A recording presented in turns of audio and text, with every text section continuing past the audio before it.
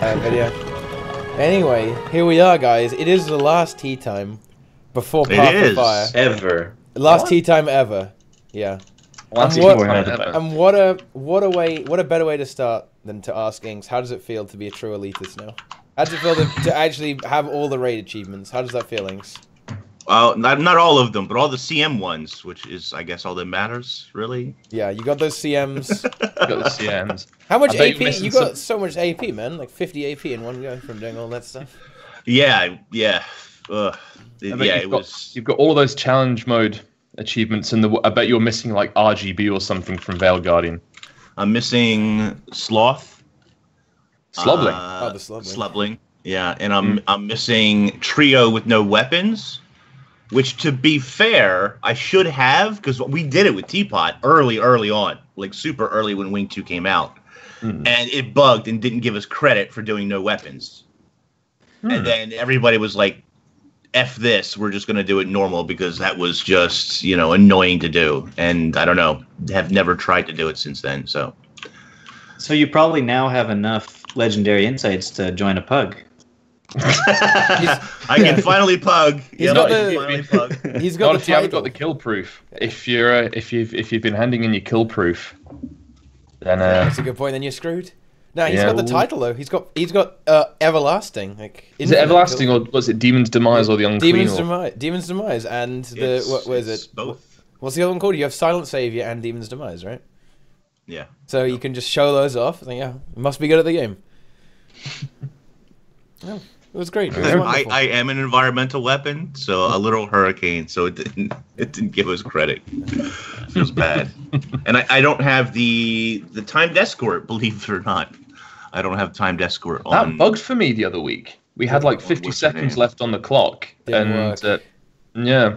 Disgrace, disgusting. Yeah. And it's also what I've noticed about that. It's also rubbish that the clock still. I mean, this was a problem in Guild Wars factions anyway. That the clock still ran while the cutscenes and the ending sequence were going. The clock should stop when you drop McLeod, not when the gate opens, because after that you don't have any control over the rest of the instance. You're just You're just waiting for Glenna to do her thing. Right, but that's the thing. Like, you're supposed to know to include that time into your run or whatever, right? Yeah, but if you're in a situation where you're locked into a cutscene or something like that, or an NPC interaction, like I say, it was a problem. Gotta go faster. It was a problem in Guild Wars factions as well, when they introduced the Master Rewards. That exclusively in factions, the rewards were based on how quickly you did the missions, and when you got locked into a cutscene or something like that, it kept the timer going, and eventually they patched it in so that the timer stopped after the final cutscene stopped, just before the final cutscene started playing, and so you actually got timed on your actual playtime rather than waiting for the NPCs to piss around. I guess that would be more important. Are the cutscenes and the Glenna parts you're saying variable length? Like, could it be different times? Not necessarily variable length, but it's kind of you're in a position where you don't have any control over what's happening, and it's not really testing your skill as a player. It's testing your patience. I don't think it's that big a deal, because you add that timer is set, right? How long that takes is the same always, as a constant. It does, yeah, but by that token, you have less than 8 minutes to. Yeah, of course. Yeah. But then they would just, if they don't include that, they would just reduce the timer, right? That's true. If they wanted to be dicks about it, yeah, they could actually. It's 7 minutes. Yeah, if they did 7 minutes and then it finished after you dropped McLeod, I think that would be more representative of the actual challenge that it shows. But then they could just say, like, you need to do this in 7 minutes or however long. Yeah, that's what I mean. That takes, right? Yeah. 7-minute siege. 7-minute siege, which I'm sure some people do it even faster than that. But anyway. Oh yeah. It's a good point. We have Path of Fire coming out in less than a week, on Friday, and we're talking about the timer. Yeah, we're talking about the timer on a raid achievement, dude. This is legit, man. I can finally say I have a raid group now. I can talk about raids and shit. Yeah. Yeah. Yeah. Are you a real elitist just like us now? Let's not push the boat out just yet, but I am using DPS. You're doing better than me already. Yeah. I was talking to you about this. You can't let go of ARC DPS, huh? Get those add-ons, man. Get those. See those DPS addictive. bars. It's addictive. Like, yeah, I downloaded BGDM before it became a TOS violation. I was like, yeah, that's all right. But ARC DPS, after a couple of runs through the through the raids with it, I'm now like addicted to it, and I'm in there. I'm using the DPS golem properly for the first time in months, and I've been in there with like a Dragon Hunter and Condi Rangers and my Condi Revenant because I'm glutton for punishment and like small numbers, and it's just. It's addicting. Wow. Grinding those rotations out. Yeah. Small numbers, huh? They just added something new to ARC DPS as well. They did. Something that might make a few people pretty happy. Yeah. Now, so does that mean that we are not going to get a daily Reddit post about build templates now? No need. Papa Delta sorted it out for us, man. Yeah. And he worked in tandem with Chris Cleary to make sure that it was all, above board and working well. So I assume also that means that ArenaNet, I mean, they probably have the code anyway because they could just get the code, but they probably have, maybe some people at ArenaNet worked with Delta Connected as well to have a head start on their own version of the build template? I think it's more that they realize they don't have enough time to implement it, or the code's too spaghetti, so they just said, hey, let's just get Delta to do it. And I think that's probably the way it actually went. But hey, it made it into the game some way, right? Yeah, and it's in line with TOS. Yeah, and it's all good. And what you got to remember as well, the build templates in the original Guild Wars, they didn't appear one day like that. They weren't from the beginning. If you guys played Guild Wars 1 far enough back, what would happen was that the way that you originally pinged your skills to your party was essentially in like a chat box. So when people would say, let's see a build template, you'd send them a code for your build template. But before that, you'd ping your skills like you do, when you hold shift down and ping them. And it would say, like, I'm using Quickening Zephyr, Crippling Shot, Fire Arrow, whatever. And it wouldn't give you any information about any of these skills. It would just be 8 names of skills on your screen. And that was it for ages. And eventually they brought it in where you had this. It was probably like almost Nightfall era. I think they brought them in. And so what you're saying is the second expansion. Whoa! Yeah, we know what's happening then. Yeah. You know what? It's good. Okay, so build templates in ARC, it seems pretty good. I think it draws from the inventory for switching gear and stuff like that, switches all the things, but they can by the way, this is the smartest thing Delta Connective has ever done, is mention in his description of things that it does is he can't do legendary stat swapping because he has no legendaries, unfortunately. Send donations. Man. Send it all to me. I'm working too hard on my ARC DPS meter that I can't work on legendaries myself. And I think I saw at least like 4 or 5 comments from people saying, "You need legendaries? I could send you some." So I think he might be. Boom, easy. That's just how it works. He's getting that cash. He's got that cash right now. Yeah. For anyone else out there, I also need to do some form of testing. Me too. I also need testing. Just send all the legendaries. We're not too proud to beg. I'm not too proud to beg. I could. There's always room for more, guys. I've got a lot of gold, but if you want to send me like 10k gold, it's good. I'm fine with that shit. If you want to send me 5 stacks of Mystic coins to add to my pile, then yeah, you can go ahead and do that, guys. I'm fine with that.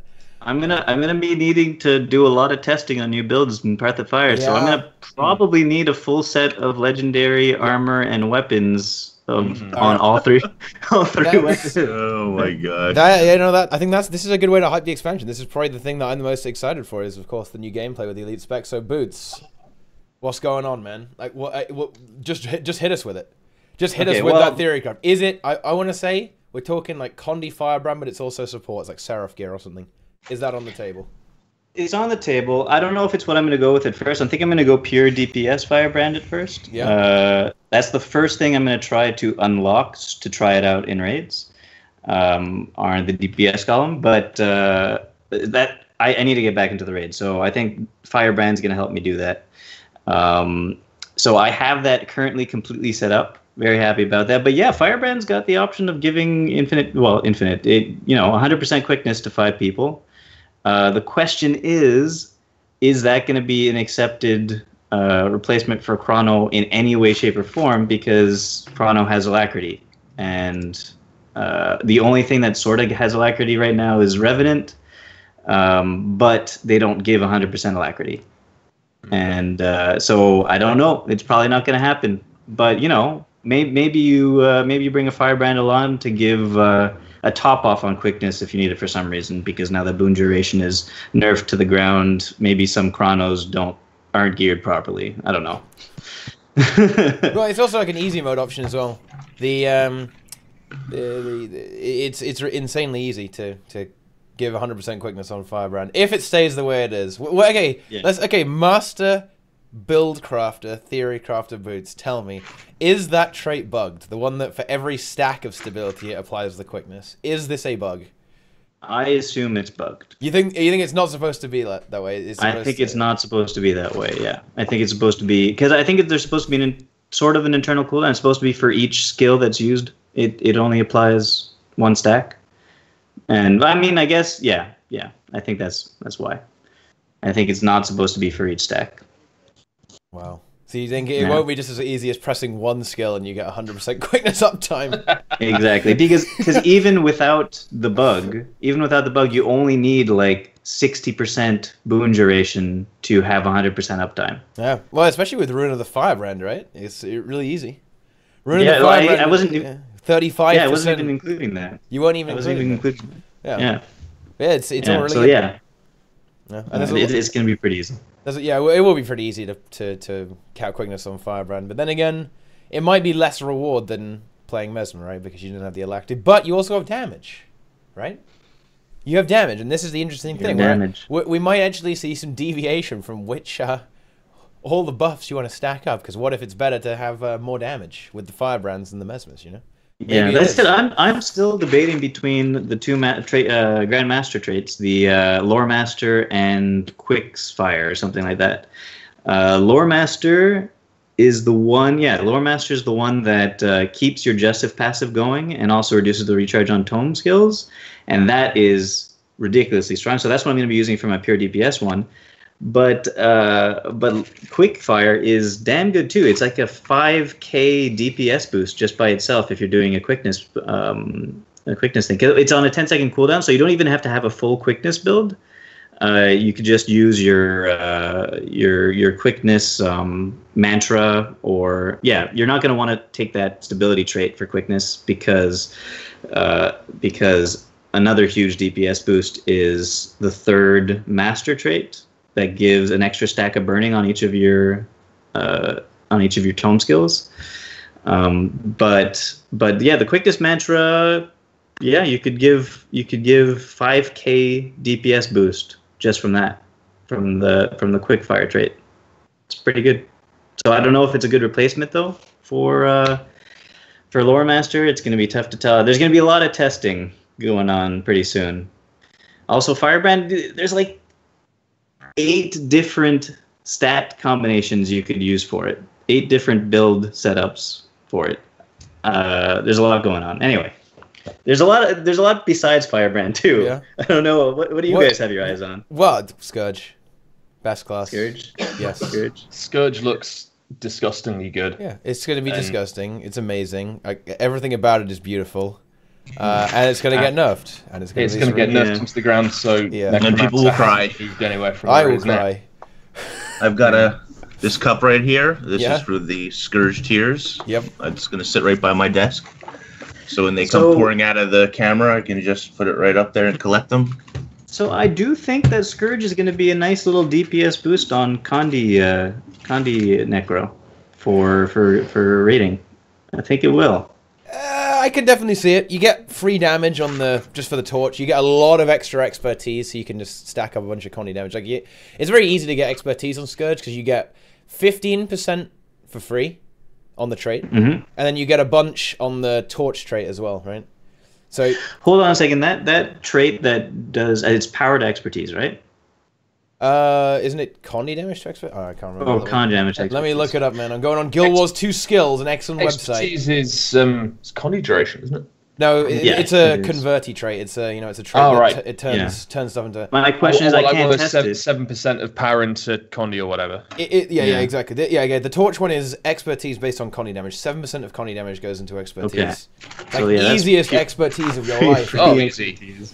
The question is, what I wanted to know about that, because I've been Guild Wars 2 Skills.net has been updated to 5.0, so it's not perfect. There's still some things that don't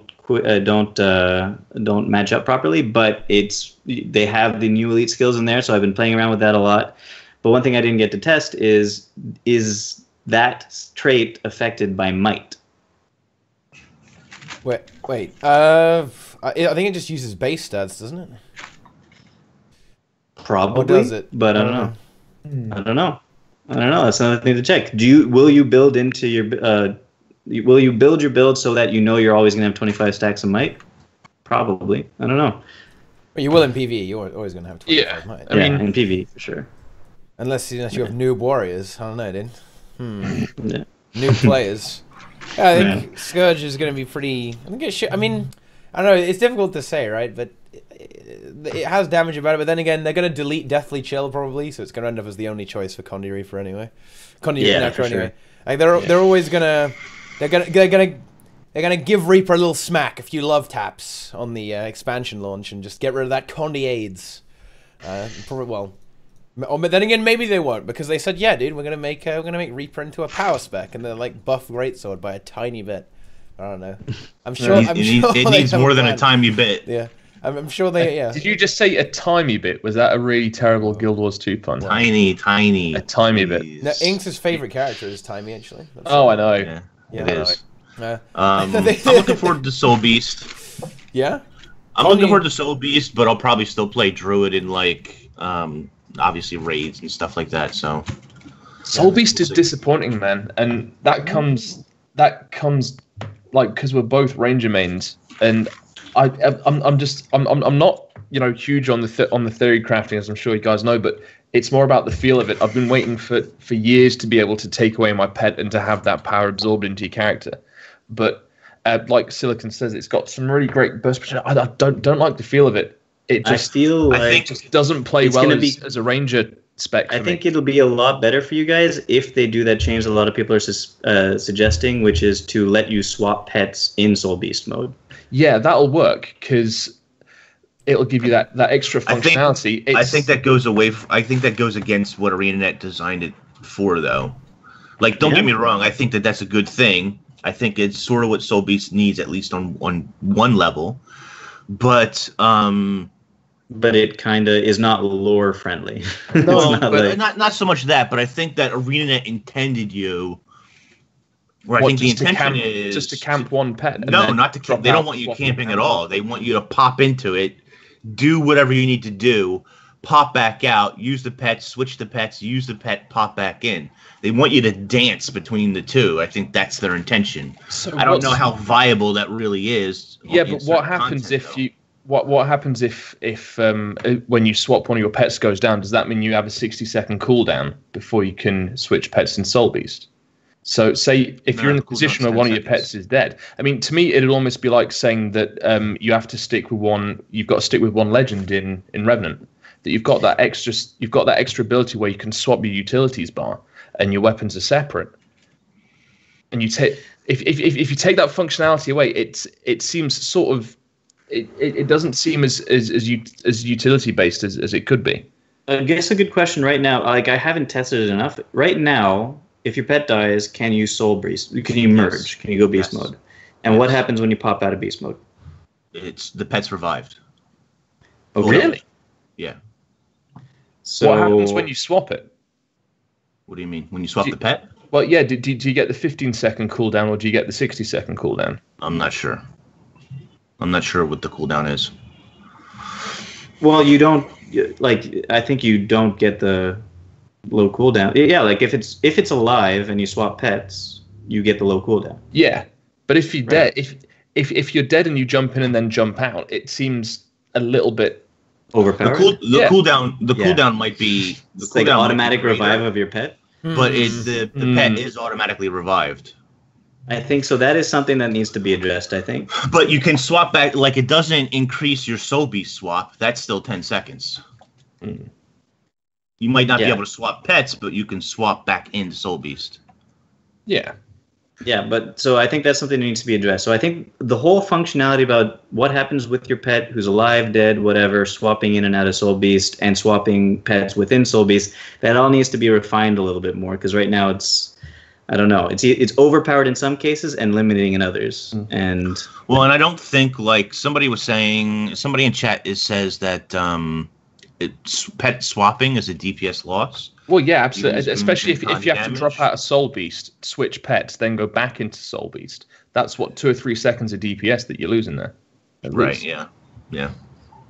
But you have to remember that ArenaNet doesn't balance or design classes on DPS uptime or loss of DPS. They don't care. They don't balance about DPS uptime. No, they don't. They don't care about that. It's not how they balance the game. So, like, if this is a DPS loss, then all that will happen is that Rangers they'll camp a pet, unless they really need it for CC. But even then, I can't really imagine. And if you're playing World vs. World, you definitely don't want to go into pet mode, because there's a reason. One of the big reasons Rangers are so terrible, besides the fact that they provide very little group support, is their pets are useless. They die in half a second in World vs. World. So you don't really want to have your pet out unless maybe you're solo roaming, I guess. But and then the runes for it are good until you get to 6. what is it? And then it gives you toughness. Well, the rune is actually kind of cool. It's kind of cool, but the stats on it are just not good, right? That's right. What are the runes? Yeah. The Soulbeast runes, they get. Let me just look it up, just so I don't. But there's like a conversion thingy on the it's a conversion. on the 6th. Right? It's Kandian power, which actually falls in line with what I think one of the builds for Soulbeast will be. Yeah. I think there's going to be a hybrid build for Soulbeast where it's power Kandian. Then it just gives you toughness on the 6th one instead of. And then on the 6th one, it gives you toughness. Yeah, it's a bit odd. So yeah. So for Soulbeast, what I'm looking at right now is the trait that gives 33% condition damage reduction to you when you have protection. I'm thinking of making a protection build for Soulbeast, because I think because right now, Rangers, what they're good at for PvP. Well, I mean, they're good for there's a few things that they're good at. What historically a Ranger has had a build that was good as like an evadey, tanky, regenerating. You'll just play Druid in PvP. You won't. Soulbeast is. I'm not so sure, actually. I'm not so sure, dude. I think you can do some really funny like spike builds with GS. Okay, sure, yeah. There's definitely. But it's a meme build that's not that much of a meme build, though. Like, you can get so many modifiers on yourself and just run around just fucking battering people with the GS. Yeah. It's like that Ranger build I had that made the Tiger do 24,000 damage, but instead you're doing. Yeah, it's just you. Yeah, like you are your Tiger now. Yeah. But it's right. But it's an all or nothing build. If they block or stop any part of that combo, then like you're not going to kill them, and then they're just going to wreck you. But there's a trait that when you go in beast mode. Yeah, the unblockable trait when you go in beast mode, though. Yeah, but they can still stun you. You need to have stability. No, but if your attacks are unblockable, just one shot. I think. Well, I mean, like I think right now in PvP it's going to be like for low level play, sure, but for high level play, no way. Everybody's going to be overpowered for a little bit. Pick the build apart in half a second, and you'll be dead. I think everybody's going to be overpowered for the first month or so in PvP until people find out the ways to counter them, and there's going to be a lot of ways to counter the things people come up with the first little while. Everybody's going to be overpowered until any of them run into a spellbreaker, essentially. I think that's nothing. There'll be no counters to anything. No counters to any POF. No, so they can sell the expansion. See. Yeah. I will say though that like on the PvE side of things, I hope that there is like a power build that's viable. Like Power's only 3k behind Condi anyway right now, so this could definitely close the gap a bit. Now Condi will see a boost from this, big time for Soulbeast. Wait, so Power DPS is only 3k below Condi for Ranger? Yeah, I believe it's only about 3k behind currently. Really? I didn't know Now, that. Condi Ranger is behind. That's the a meta benchmark bit. level, though, isn't it? But yeah, it's a benchmark level. But sure, that's what else would you compare it to? But still, I mean, like, it's not that far behind currently from Condi Ranger. But Condi Ranger will see a boost to the old levels. I don't know. It could be viable, maybe. It could be like some kind of hybrid build with grievers. Well, Condi power build with grievers could be could maybe be viable. Yeah, grievers are like grievers seem to be a stat set that are just gonna make so many things good. Like already, I think grievers is gonna be a DPS boost for the firebrand that I have. It's going to be a DPS boost for a lot of things. Grievers is a good stat set. I don't know. I don't know how it's going to be attained. Does anybody know how you're going to get it in the expansion, Grievers? No, crafting. We don't know. Yeah, I assume it would be a similar situation to Vipers or whatever. Yeah, like you have to. It has to be. Here's what you do, Boots. Are you ready? You take your legendary armor, you click Grievers, and done. You have the stats. Done. I don't have legendary armor, but again, that makes a good point. So Grievers is only going to be really good for the Condi hybrid builds that don't use all the conditions, that instead only use like 1 or 2 conditions because it doesn't have the expertise on it. So yes, that is very true. That is very true. Am I giving up on Mad King runes? No. Mad King runes in current year, dude.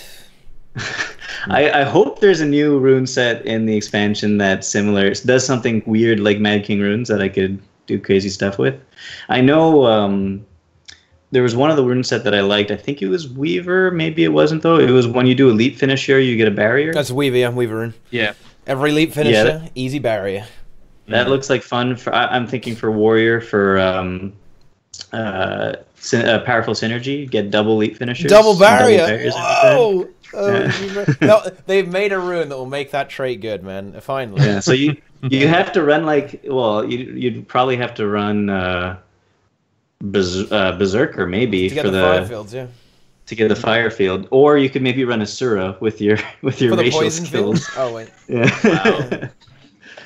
Wow. But you also have the fire field. I mean, you have a lightning field on your elite skill in Spellbreaker, but it's a long cooldown, so I don't know. I don't know. It's probably gonna have to be Berserker. Yeah. What do you think? Actually, this will kind of segue into another topic, but what do you think about like the axe auto attack on Firebrand, man? Like, why are the Condis 1 second in duration? Okay, so the fire Condi is good. It's fine.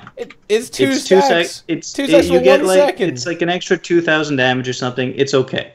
It's a fast attack-ish, which is nice. So it'll be putting on those passive burnings. The problem is, the bleeds are like nothing. The bleeds are, you get 200 damage from the bleeds. Like even with 100% condition damage and duration, it goes up to like 350 or something. It's useless. I don't know why that is. It seems it's just kind of like an afterthought, you know? Yeah. They just didn't really know what to do. And then let's just do, on the weapons again. Look how terrible Renegade shortbow is. Really, you think so? Yes. It's got some bad stuff to it. But it's got some interesting quirks. It's cool, but it doesn't do anything. It's cool. I mean, like the Revenant bleed is useless, but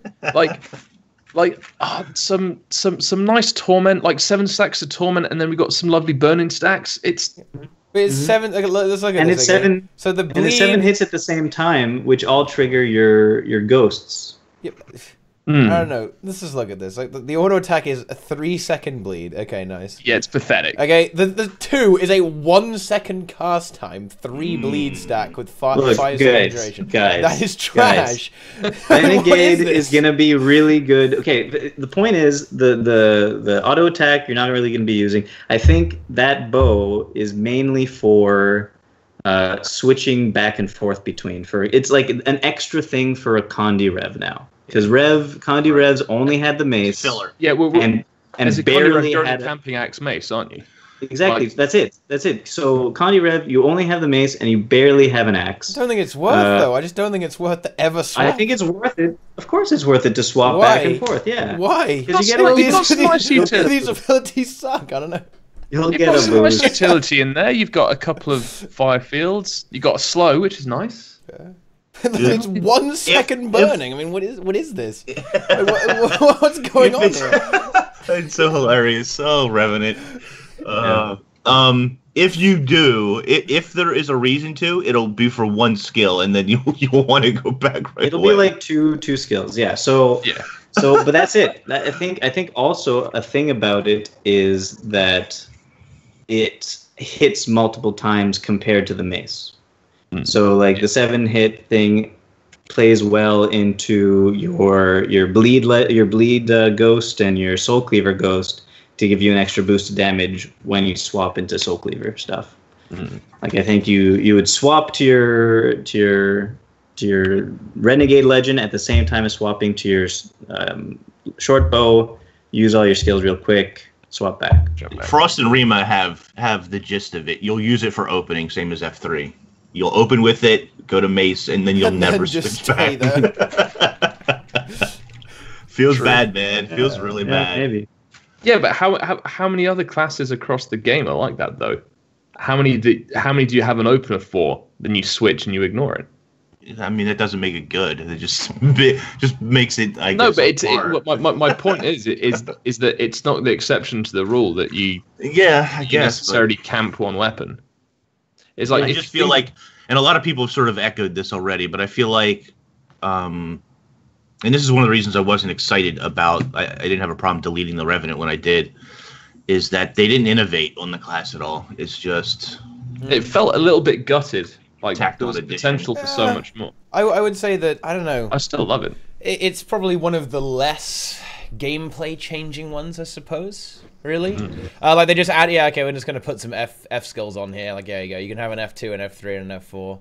And then, you can have this legend, and it's got AoE fields. And actually, I think the AoE fields are actually kind of cool. But it's kind of like Spellbreaker, though, right? I mean, it can still be fun. Like, Spellbreaker doesn't really change up the gameplay that much, in my opinion. It's going to change game modes. Yeah, we'll change game modes. But what I mean is, it's just, like, all it is like a thing that blocks and refreshes your burst skills. It's not like Weaver or Scourge, where, like, the class is very different. Yeah. It's still pretty similar, but Spellbreaker is a shit ton of fun to play, man. Like, it's really a lot of fun to play. That's the thing. That's what I think Renegade and Spellbreaker have in common. They just feel good. Like I was saying, Soulbeast doesn't. Spellbreaker can hilarious to play. I don't know. Soulbeast didn't feel that bad. It just doesn't feel super great to swap. Yeah, the beast mode is a bit clunky, switching between pets and all that. To me, it seems this is kind of weird, but I think Renegade is there for PvE. Yeah, it is. It's Well, of course. It's only for people. It's like not. You mean that they've put a class into so that people can play it in 85% of the content that they've created for their game? No, I mean What? specifically for high level 85%. PvE. I mean Raids. since Raids, since Revenants have been lagging behind for about a year or so with raids, I think they probably put it in. I mean, it does seem to have the potential of making people want to have Revenant in raids now. I think that you'll maybe use the trait line for World vs. World, though. Maybe. Yeah? I don't know. Well, it could be pretty good because the short, like, let's go back to the short bar. The short bar actually has quite a lot of AoE on it. I don't know, maybe. Yeah. It has a lot of CC on it, but so maybe you would. But Herald is really good, man. Like that 33% boon duration. Get that glint as well. If you use glint, it's pretty strong. It's pretty strong. Would you take it? Would you take it over a Power Herald or current Condi Rev? I don't know, man. Like the way Rev currently is right now is just kind of a boon slave, and Herald does help with supporting the group, right? It has extra boon duration on it with the F2 and also the passive bonus. Like you can stack might stun break your allies. It's got like the epic res trait as well. But I mean, like Herald's not ideal for it, but it's pretty good for it. I don't know, man. But that's sort. I mean, I quite like that we're getting a little bit more flavor towards Condi because I got very bored with Power Revenant very quickly. You just end up camping facet of Is it Facet in Nature, the F2 skill? It's been that long since I've used it, I've forgotten the name of it. Yeah, well, you don't even have to do that anymore because there's 2 Mesmers in every group. Feels bad, Yeah, man. they Don't even need to do that. Also, when they changed Mesmer, they neutered that. Also, can we talk about another? It's the second elite spec that Revenant's getting that's got Alacrity as well on orders from above. Yeah. Yeah, I mean, look, but it's still. But it's just for Mesmers, guys. It's just for Mesmers. Look at this. Look, this is. What is this skill? Seriously, Arena. Like, what are these abilities? Seriously, real talk. Like, this is a 20-second cooldown, 30 energy, 4 seconds of Alacrity. Like, what is this? Like, what? Why is this in the game? I don't understand. It's just it thinks it's completely right. They just randomly like, ah, fuck it, let's put this on here as well, just for fun. Deal do. Like, yeah. Put these F skills on. Like, it's fine. It's fine. Just put some random text. Like, just put random text on this ability. You know, that's pretty much what they did. We'll let the database just generate it, see what it comes up with. I don't know, it goes up to 6 seconds with the trait. Oh shit. Is it 6 or 8? 6 seconds. Insane. 6 seconds. Oh, it's so sick. Why bother with chronos anymore, right? Yeah. Yeah. No, it's so it's just not enough yet. That the 2 Alacrity things you get from Revenant is not enough to replace a good Mesmer. Okay, so the uptime for Alacrity for Mesmer doing his job is 100% for 5 people? Yes, 100%. Yeah. Okay. But you also get quickness as well. And you also get quickness as well, yeah. I don't know, it's possible, right? But the thing is, if you want to get more Alacrity, you have to run the fucking Ventari, man. I mean, and Salvation. Like, no one wants to do that. You're not gonna run Renegade stance and Centaur stance, right? There's just no way. I mean, right? No, it'd be Kalar and Malix. There'd be no point running anything else. Exactly, yeah. There's no way you're dropping a trait line and a legend just to get Alacrity. Well, just to get Alacrity. I say this now, and then it's going to be like meta 2 weeks down the line. Okay, I mean, honestly, we don't know. Because have we been overestimating the effect of Alacrity? Probably not. Because there's so many builds that depend on having Alacrity that have the rotations perfect. So probably not. But maybe losing 50% Alacrity to replace a Chronomancer with a Firebrand and a Revenant, which do 3 times as much DPS each. Exactly. Might be worth it. And that is why this expansion is going to be such a great thing for the game, and it's going to make at least PvE, I think, a whole lot more interesting, right? Because suddenly you've got 2 elite specs that are just busted as fuck, right? So there's actually going to be competition. You're going to have to actually struggle to fit in like all the OP unique modifiers you want, right? Because like maybe this class can do sick damage, but it can't do all the Alacrity you need. And if you're on Firebrand, you can do sick damage and do quickness, but you can't do Alacrity, right? So there's actually going to be choices to make, guys. It's amazing. There's actually going to be decisions. Instead of saying like there is literally no point in not running 2 warriors, 2 mesmers, 2 druids, like maybe you'll actually have to pick. Well, that's actually very optimistic, but so out of the current composition, what would you change about what we've currently got? Well, I mean, the bad news is it's going to be pretty well. Like maybe you could kind of get it down to 1 warrior because the banners are on 10 people, but yeah, you're kind of stuck with Ranger, man. Frostspirit and Sunspirit and Spotter. It's pretty fucking good. Grace of the Land. I don't know. Like, and they still do a decent amount of DPS if they're.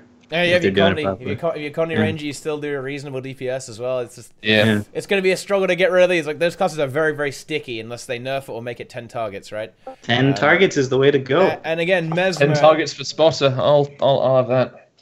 Mesmer is also very sticky because it's perma Alacrity and quickness on 5 people. Possibly replaceable though. I would even say like Mesmer might be the most replaceable considering Firebrand. I feel like all non-boon buffs, unique buffs, need to be 10 targets at some point for us to have a meta that could be interchangeable. Like Alacrity 2. I think it needs to be 10 targets. I mean, maybe, but then we end up playing this game. But then, do we lose Chronomancer entirely? Is the question. Well, and like Frost says, then you can just delete mechanics with distortion as well. It's just Like the chrono package is some serious value, but then Yeah, you make yeah, everything 10 times, and you're just playing stack the unique modifier, man. And Yep. so then you keep adding classes that have these unique mods into the comp. So you have 10 unique classes, and you like the bar stretches off the screen, right, with all the unique modifiers. I love it. And like an elementalist auto attack just crits for 50k and just one shots everything. You know, It's the way to do it. You're just gonna exactly like, as help on being DDoS by QT. You're just gonna end up with like the mega comp eventually if you keep doing this by making everything 10 targeted. It just kind of makes it. It will make it better, but it will make it way worse in the future. You know what I mean? Like, I see no problems. Well, yeah, you won't yet, but then like another expansion, they add another unique modifier, and then you have exactly like 10 of these things, and you stack up the most overpowered modifiers. But the thing is, they add another unique modifier, but it's on a new elite spec, so you can't have the old elite spec's unique modifiers. But you run one of each. Yeah. Right. Yeah, exactly. That's not really that good. doesn't help. It's not really better. It's It's fine. not really better. It's fine. Guys, we don't have 2 druids. We have a soul beast and a druid because they have unique modifiers. That's different. Yeah. Yeah, I mean, technically it is. Yeah, no, it's better up until the point where there are more than 10 things competing for 10 slots. And then the ones that aren't as good as the other ones just won't get used.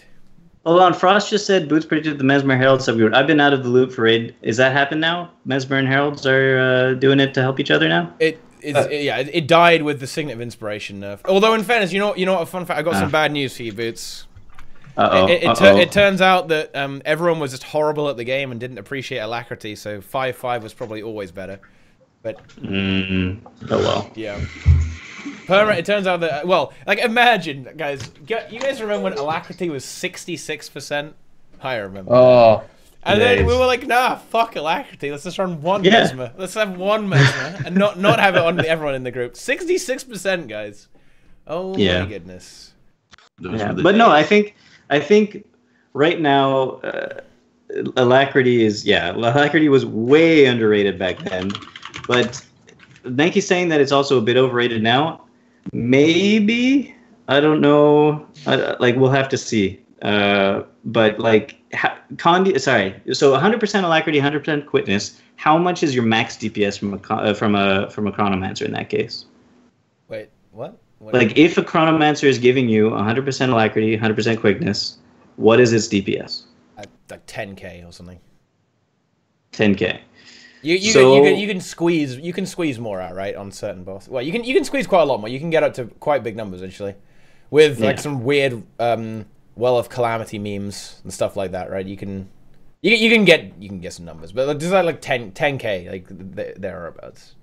So the question is, and I think it's a question that is gonna be answered yes, and the question is a Revenant giving 50% Alacrity, 50% loss of Alacrity for your group, DPS loss, is that higher or lower than the extra 20k DPS from a Firebrand, or 30k DPS from a Firebrand / Revenant? Exactly. That's why this expansion is glorious, because you're going to actually have decisions to make. Yeah. Whereas now there is no decision. You take A, B, C, and D. Yeah. If you don't take it, you're just handicapping yourself. Like, and maybe in the expansion, you might still handicap yourself. Maybe it turns out that you still want Alacrity. We don't know yet, right? But maybe you can take something different, but it won't completely fuck you and just ruin your gameplay. As honestly though, I can't play without my green numbers. Can a Mesmer give a little bit more than 100% Alacrity? Can it spread to the other group a little bit? No, it's capped on. It's just capped on targets, isn't it? I mean, you can, but it won't be that good. No, but I mean, like, could it almost not replace? Can it fill in a little bit of the gap of what a Revenant can do? I guess. I guess, but it will be weird. Yeah, I mean, yeah. You can. I mean, that's kind of how it used to be, right? You would just run a bunch of Avengers. When we had the 4-4-2 setup, right? You would just run one Mesmer, and then you would try and just put Alacrity on as many people as possible. You get like horrible uptime, but you'd still try. And it would spread to everyone, but just not that much.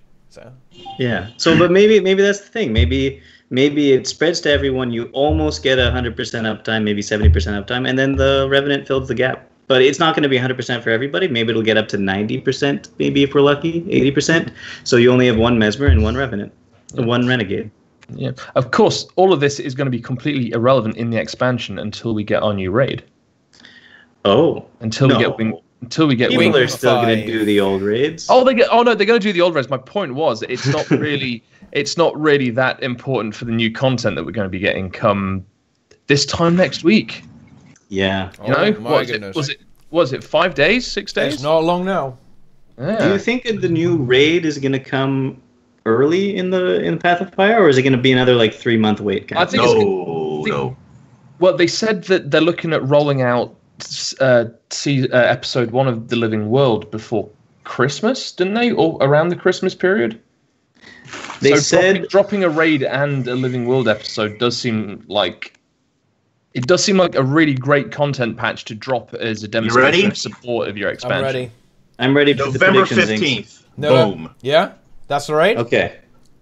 That's Is that a raid or is that okay? Raid and story, all in one. It's gonna blow your mind, Boots. You won't know what to do with yourself. And Done. Where has November the 15th come from? That's just the date I made up. Inks has insider info. Inks has inside info despite That's awful specific. That's a Wednesday though. That's not a patch day. Oh, November 14th.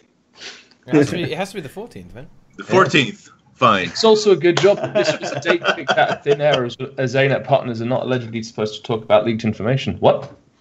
Huh? I don't have any leaked information. Inks has leaked. Inks has inside info. That's what I was saying. It's a good job it's not leaked information. It's just very, very clever speculation. So speaking of raid, though, we did get a post from Crystal Raid, I think it was, saying that talking about difficulty in raids, and she said that she understands and she acknowledges and agrees that Path 4 normal was too easy. Certain bosses, at least, were too easy. And from now on, raid difficulty will be more in line with the other raids, and CMs were the CMs in Path 4 were where she wanted them to be. So yeah, the difficulty is not going to be lowered to what we saw in Path 4. It's going to be back to what it was beforehand. Yeah, I think Wing 1 difficulty is a good bar. Like when we originally got to Wing 1 when it was first released. I think Wing 2 is the hardest of all 4, and Wing 3 is just a little bit inconsistent in terms of its difficulty. Like Zera is a very, very interesting fight, but I'd be hard pushed to say that it's that difficult. Well, sometimes you can get screwed over in Wing 3. Wing 3 is affectionately it's the RNG wing, dude. It's yeah, man. It's sometimes things can go wrong and you're screwed, and then other times it can just be easy first try. Yeah. What do you? The hardest bugs to beat. The bugs. Difficulty. I don't know. Difficulty is such like a hard thing. It's so hard because like now you're jaded because you played, especially people like Teapot played it so much in comparison to someone like me, maybe that like I think for me to I don't know how you feel, Teapot, but for me like gauging the difficulty of each one, like comparing Wing 1 to Wing 2. Well, Wing 2 has the numbers behind it, though. Right? Like, I feel like Slothosaur and Matthias are more difficult encounters than, say, Gorseval and... I think the difficulty of Raid 1 or something was that nobody knew what they were doing. Yeah, but again, no, that's where the goggles come on, right? Because the first raid you ever did, it was like... It was super hard. What the hell are we doing? Yeah, right? Yeah. Like, figure it out. But once you get into that motion... Yeah. Do you know what I mean? If Wing 1 was released now, it will be ridiculously easy, let's be honest. Like, VG would just die so fast. Like, that it wouldn't even matter. And Sabbather actually is definitely one of the hardest bosses in the game, I'd say. Like, Sabbather is actually really annoying. If you've never done it before, like, what the fuck is going on here? Like, throwing the bomb. But Gorsa will be a fucking joke. Like, if Gorsa got released now, like, It's well because it's DPS check. There's no real mechanic to it. There were mechanics when we didn't know what we were doing, though. Yeah, you just bypass mechanics. But what's crackers is that all the way back in the expansion announcement that Colin was getting really wet over this mechanic where you had to break the energy barrier and then do the updraft thing. Yeah. Is that I don't think I've ever been. I think I've. It's in 2 years. I don't think I've been in a raid group, organised or pugged, where anyone's attempted to do the updraft. Yeah, and if people approach Wing 1 for the first time, like, people wouldn't even do that anymore. It wouldn't happen, right? Because they would just do so much damage to the boss. Exactly. But again, like I said a long time ago, they didn't have the damage. So Gorsel technically has mechanics. You just don't know that. I think what they should do, maybe on Gorsel, I don't know, maybe take another look at him and reduce the time in between the explosions, so that you actually might have to do the updraft. No, they're not going to do that. No, I don't think it really matters now. And Crystal even said in her post, like, it's hard to recapture that magic of Wing 1 because you're never going to experience raids for the first time again in Guild Wars 2. So it'll be interesting to see what they come up with.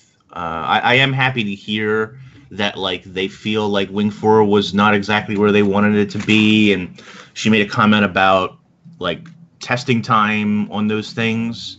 I even made a comment, she responded on Twitter, about the number of bosses, and I said I hope, like, this doesn't mean that 4 bosses was too many or something, because for me, 4 bosses is, like, the minimum I want to see.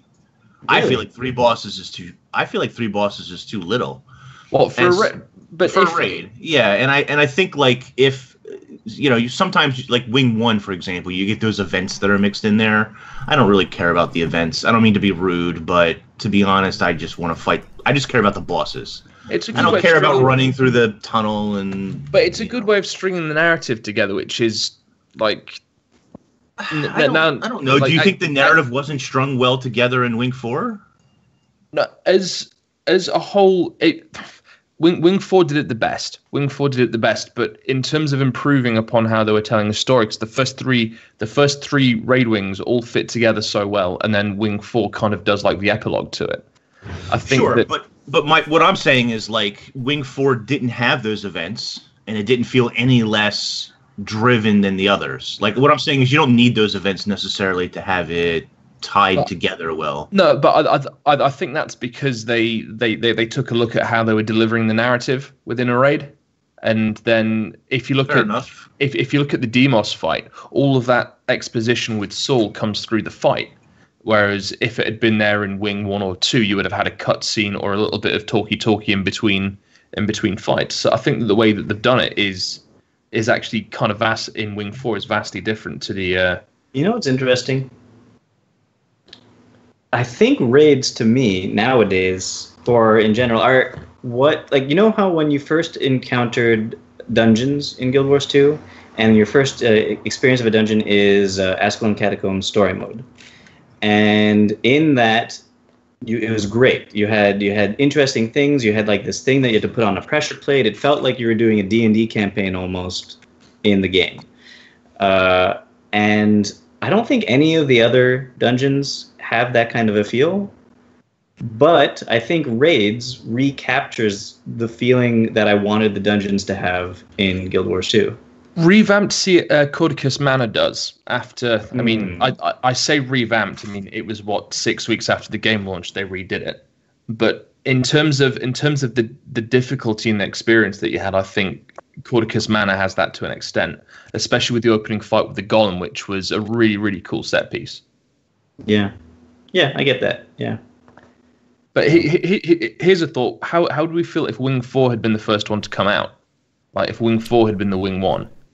Oh. We'd have cried, man. Yeah, probably. I'm not so sure, actually. I think doing Wing 4 with Wing 1 skill level, I think would actually have been really annoying. And really cancerous to do, actually. Imagine Demos? Demos and the split phase on Samurott. I don't know. That excites me. I think that's amazing, actually. I think that players would have failed even harder and raged more, but I like that. Maybe that's not good for the game though, but without the way healers are known about, like the way people understand healers now, like Ken would actually be just hell. I don't know. It would be horrible if everyone was going into Ken with like 7-2-1 with four Rams and one druid. It's not gonna go well at all. You know, it's gonna be a fucking disaster. But hey, maybe we just carry ourselves. Ken would not be the best first boss to encounter in a raid ever if you had no experience. It's just updated Veil Guardian, isn't it? No, imagine if Veil Guardian had no mechanics and. Yeah, exactly. It's. Okay, thought experiment though. Even I found a group to clear that on the day it came out, and I suck. You know, it was right, but again, this goes back to the point that you have previous experience in Guild Wars 2 with raiding and that understanding. Yeah. So, okay. Here's a little thought experiment.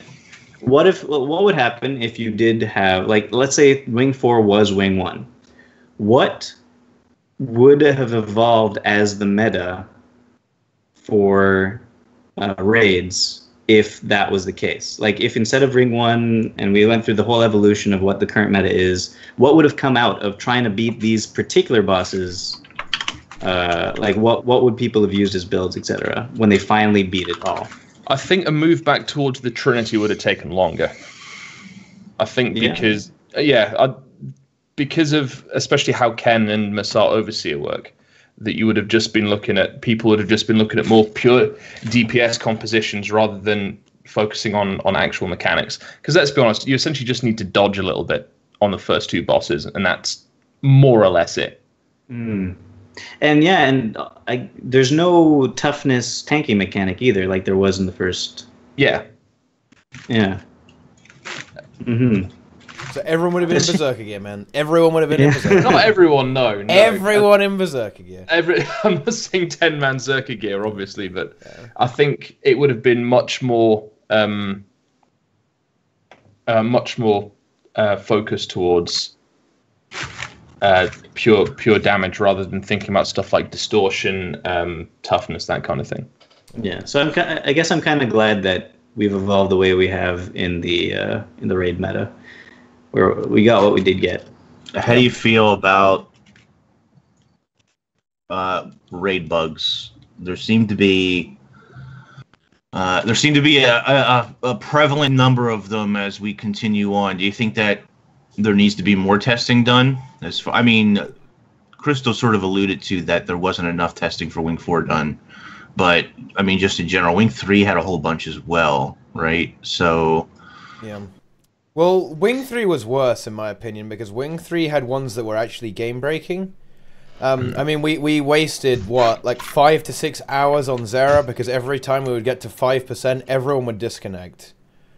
I remember that. That was not a nice experience at all, actually. Like, we got it to like 5%. Oh, well, looks like everyone disconnected. Guess we got to do it again. And then, this is getting late at this point, so we're all getting tired. We all suck at the game at this point. And it just keeps happening. We get to 10%. Well, whoops! It kicked us out again. You know, it's like, okay, this is fun.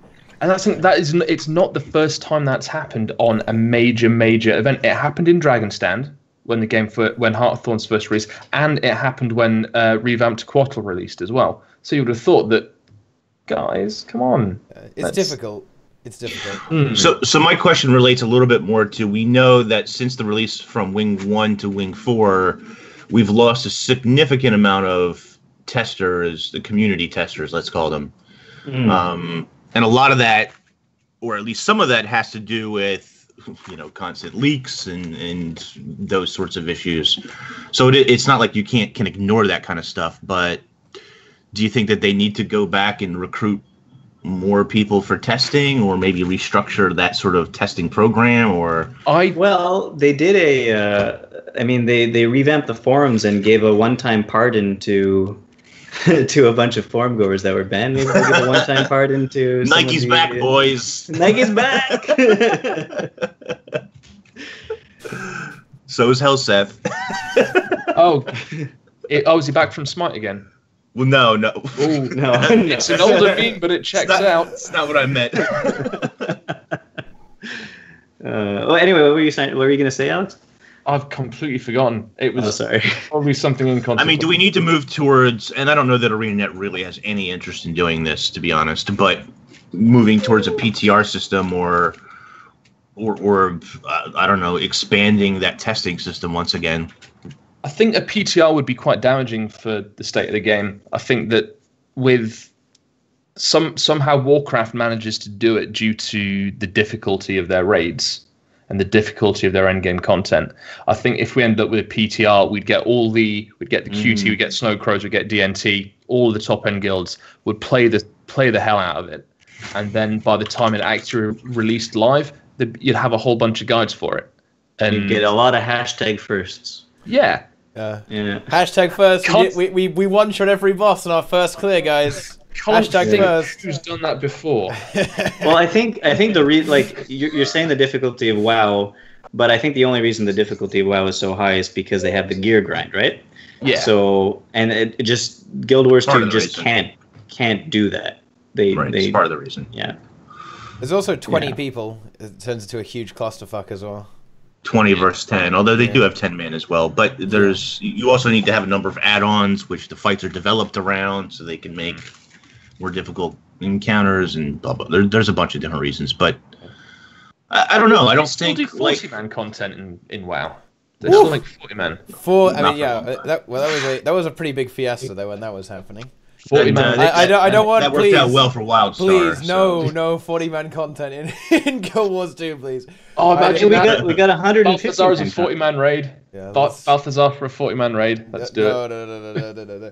Think, guys, I already can't find 5 more friends. Okay, imagine if I have to find 35 friends. Guys. 35 more friends. It's still triple worm, guys. That still exists, and like certain elements of Dragon's Den require more than 40 people. Although you don't have to find them; they just show up, which is nice. It's that, but also there's not exactly a strict DPS check on these fights, is there really? No. Well, used to be triple trouble worm. It used to be hard. I don't know. Most people can rock up and do triple trouble with like soldier gear, man. Like I don't know. It's not that bad nowadays. Yeah, it's true. If you have enough people, anyway. 40-man raids didn't work for many, many reasons. And Nike is exactly right. People don't realize that the bigger the raid, the lower the skill cap needed. While 40-man raids were basically, maybe, if you were lucky, 20 people who needed to know what to do, and then 20 people who just tagged along to fight for gear. Sounds but good. anyway. Yeah. Yeah, it seems good. This was all sorted out in the and before Heart of Thorns came out. They had that developer talk. You got to talk with the developers on the forum. They had to ask questions about what you want your raids to be, and everybody was like, "Please, just 10-man raids. Just 10-man raids." 10-man is good. 10-man is good. Yeah. I mean, I don't know. I think 20 would be an interesting experiment. I think they could really ramp up the complexity of the fight and make it make it really cancerous. But I'm not sure if they want to go in that direction. There was a mission in Guild Wars Factions called Azanu Square. No, I mean, it matched you up against. You got like 2 8-man parties, right? Yeah, that's the one. So you had a party who played the Factions campaign and started there, and you had a party who had come from Prophecies. Yeah, there was the foreign district and the local district. That's the one. Yeah. And you both had to cheese it at the same time. That was ace. That was 16-man content. That was pretty good. So since we're on the topic and not talking about Path of Fire at all, feels bad. Well, no, actually, what this does prove is that current content in the game is still relevant, even with an expansion coming up. Oh. So we are in turn promoting the longevity of a game that we hold very dear to ourselves. Good save. A favorite topic of mine. Somebody says, honestly, they need to go back to 5-man content. So 5-man raids. What do you think? Dungeons. That's what we call fractal challenge modes. Yeah. We've already got those. Yeah. Which arguably, ARC is more difficult than maybe every raid boss. ARC is considerably more difficult than most raid bosses, I would say. I've not attempted 100 CM yet. You should. It's really good. I've done it on like 25 and the next one up. 100 CM is the good stuff, dude. Okay, so the base game itself was made with 5 man in mind, but you can expand beyond that. They have expanded beyond that. I don't know that is quite as relevant anymore. And really, they can expand those buffs if they really want to, and they have. So I don't know that just because the base game was made around that is where it needs to stay. And I actually think that 10 man is the right number for Guild Wars 2. I think that content? For raids. Yeah. But there's also open world group content as well, stuff like Triple Trouble to Quartal. Hey, you got squads. You could argue the world bosses, but at this point it's pretty much AFK, isn't it? Yeah. Yeah.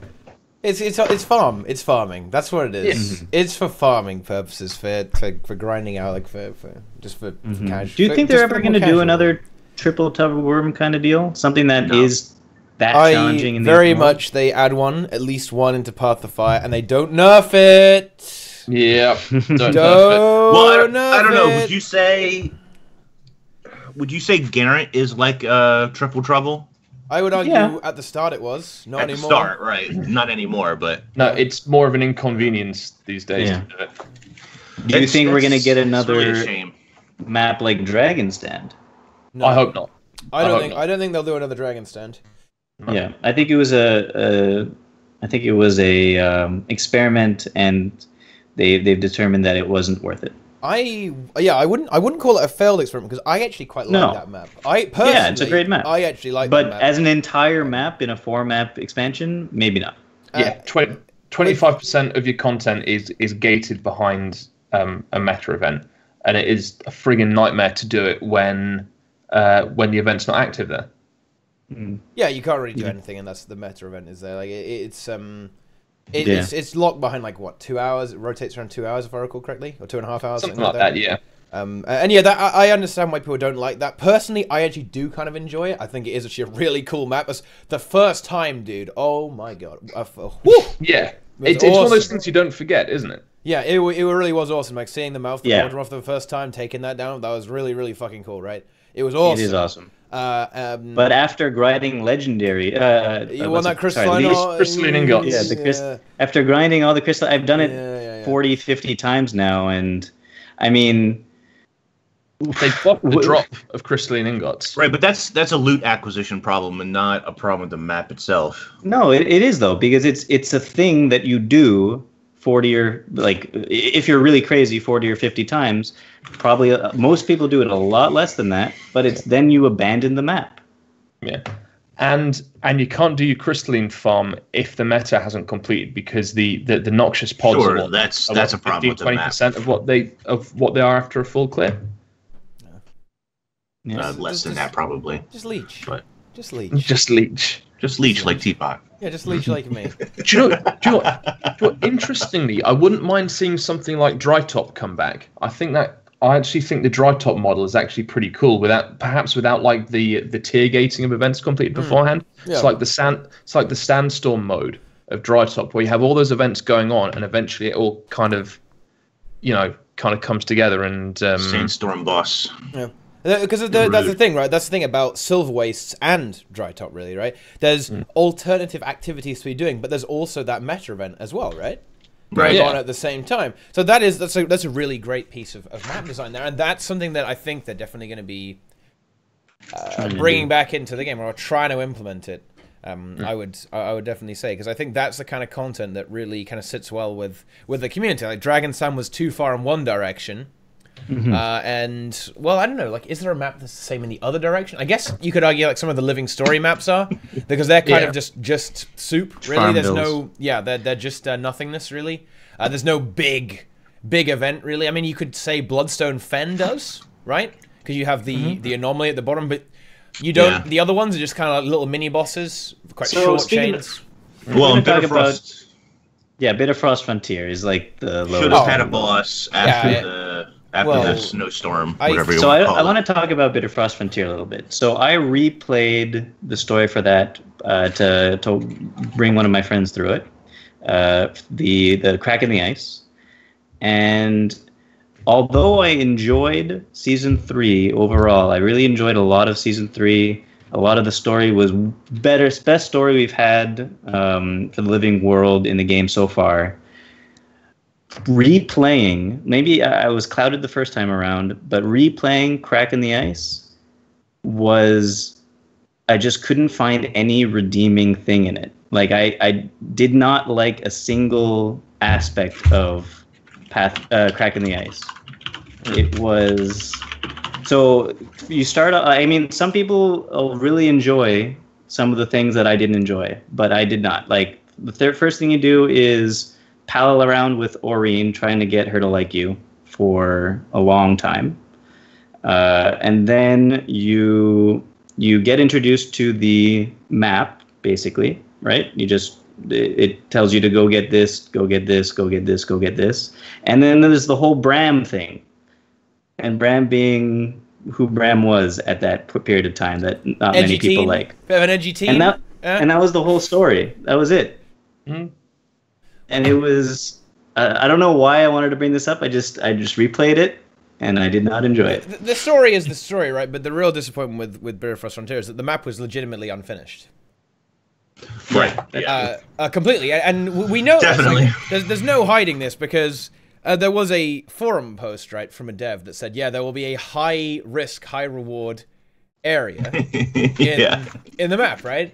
And that was supposed to be the bitter... What was it, like the bitter cold or something? The bitter cold part. Yeah. But there's nothing there! There's no boss. There's no loot. There's nothing. I mean, it's just an empty, unfinished part of the map. They obviously didn't have time to finish it, right? So that's a disappointment there. There was actually nothing. There's no boss, no kind of chest farm thing or something, no winter berries. There's like but damn if the map... And a cat. And that's about it, isn't it? But damn if the map isn't gorgeous. It is a very beautiful map. Yeah. Beautiful. And so that was my redeeming thing that I found in the whole thing. But that was it. Yeah. Yeah. That's the thing, right? Like, the one thing you can be guaranteed of, with regards to ArenaNet, is that their maps will always look really good. Like, map design is something that ArenaNet are very good at. Every single... I've really, really liked the design and the feel of every single Living Story map. And again, in the Oasis, right? In the Path of Fire map that we've experienced in all the tests and stress it's beautiful, man. It's incredibly well designed, and you can kind of see, like, in all the footage they've shown us, just how beautiful the Path of Fire game will be. Like, all of the various structures and the landscapes. It's all actually, well, I mean, it's a desert, right? But it's very varied, and it looks fucking great, man. It's totally beautiful. They just posted a new thing on Twitter that Kevin had linked. Yeah, we've already edited it into Gachi, by the way. Have you seen the Gachi version? Of what? Of that image, dude. It's a statue, no, right? I haven't. But someone's already put Billy's face there. Billy Harrington's face has been... Oh my gosh, we've improved it. Yeah, I'll link it. We've got it looks really cool, though. Oh, here we go. Let's have a look. Yeah. There you go. Look, there's the get the gasm one. Yeah, there we go. Look at that one. Hang on, is that pretty good from Guild Wars 1 in the Crystal Desert? Is that the head of that statue? Or is that something they're carving now? It's a head of a statue. Well, the looks like they're excavating it. Yeah. But the tweet says there are definitely places that are so iconic that we have to go there. Stephen Wang. So the question is, what is this place? So there's a large statue in the desert, right? But it was a female warrior, I think, wasn't it? Yeah. This doesn't exactly look like that necessarily. The Lonely Vigil, right? It's not. Yeah, Mithrin says it's not the proper image or the one with Billy Harrington's face on it.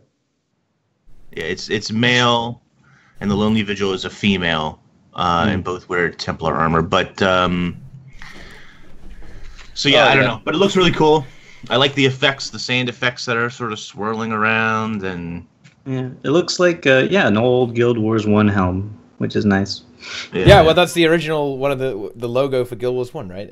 That's the launch icon for Guild Wars 1. Is that so iconic.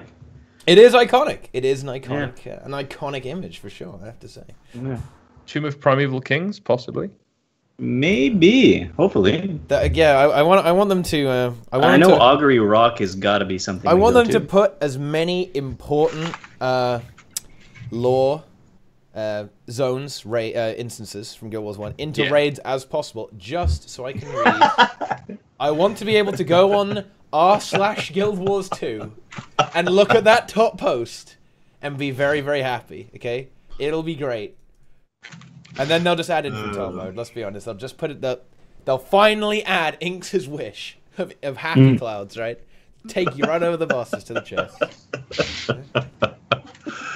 Sounds good. Yeah, sounds good to me. Infant clouds. And make it 5-man while you're at it. And make it 5-man 5-man. story mode with clouds. What if you can't Perfect. find 5-man? What if you make done. it 3-man? Well, might as well just do it solo. really, yeah, I mean, really, they've just already make it. started doing because there is now a solo dungeon in the core game. There you go. Just make a solo. What are you talking about? A solo dungeon in the game? A raw story mode, man. Oh, yeah, that's true. Right. That's what they need to do. Just make raids like a raw story mode. 1 to 10 people, as many as you want to bring. Just whatever you feel like. No, that's good. That's all good. It's fine. You know what I really like about Path of Fire, besides that it's going to be really good and the nighttime skies are amazing so far in the desert? Okay, hit me. It means that the expansion after that has to be Cantha. Ah, Well, why that's does it. it have to be? Because where else with can we me. go? Tell me. Where else can we go? It Tell has me to why. be. Yeah. We can go to the Char Where else can we homelands. Why does it have to be It's going to Cantha? be Cantha expansion 3 and then Guild Wars 2 in space expansion 4. That's What, Legion? what it's gonna be. We're putting Legion in the game. I've been pitching Guild Wars 2 in space for like 3 years, but no one listens, man. Journey to the We're not Mists. doing Guild Wars 2 in space. Yeah, we are. Why? No, we're not. Why are we doing Balthazar's Guild going Wars to 2? take us home. We're going to beat Balthazar, and we're going to be like, right, take us to see where you come from. Exactly. We're going to go flying in space, and it's going to be like a Char submarine, but it's going to have one of those little bubbles on it with like Ritlock's head popping out the top. And we're going to fly through space, and you're going to see all the Zodiac mist signs, and then it's going to be great. We're going to land on their thing, and everyone's just going to be a giant tosser like Balthazar. And we're going to take over. We're going to take over. And we're going to take over, yeah. I like this. So basically, we're going to be Become God. like the asshole gods. We're just going to take their place and just take over everyone else's. Yeah. Well, means. gods are essentially planeswalkers, as far as I understand it, and they go from world to world, doing whatever the fuck they want because they have a lot of magic. Basically, trolling people is what. Trolling this people. is. Yeah, and yeah, so we're gonna. with Bloodstone. That's right. You know, Agent Orange. You know. Yeah. It's gonna. But also, if we get a Cantha expansion, that means we get a new race. No, it doesn't. No, it doesn't. No, it They're doesn't. not going to give us. I not getting a want new a new race.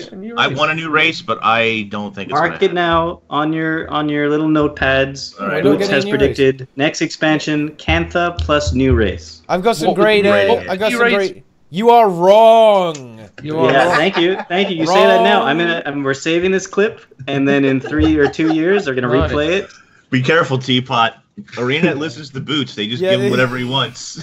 Yeah, that's right. That's right. Why do you They're all like boots. want Tengu? I don't Jesus, want fucking. what I is don't want to play wrong as a with you? chicken. You guys want to play I as do. chickens or something? Me, I want to be a chicken. No. Yeah.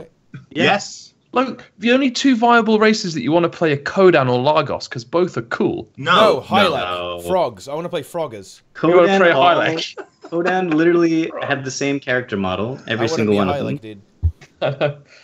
Just like Yeah. Mass Effect Andromeda. Yeah. I want to be a Revenant chicken. Yep. Revenant chicken. Yeah, but you want to talk about that? How I am vain, and I think that this song is about me. Wait, The boot from Daredevil is totally a reference to boots. Any boot is a reference. All boot is boots a in the game reference. are a reference to me. Yeah. What did I miss? That's how- What did I miss? They're What, you know the Daredevil boots? boots. You know, the Daredevil. boots that literally every character wears. Yeah, Oh. like It's reference boots. carry-on boots, Berserker boots. berserker boots. What they need to do is name it Mad King Boots and spell Oh! Boots with your name. Yeah, That's yeah, what yeah, needs yeah, to yeah, happen. yeah. With a That's Z. your, Absolutely. that's your reference. Oh boy.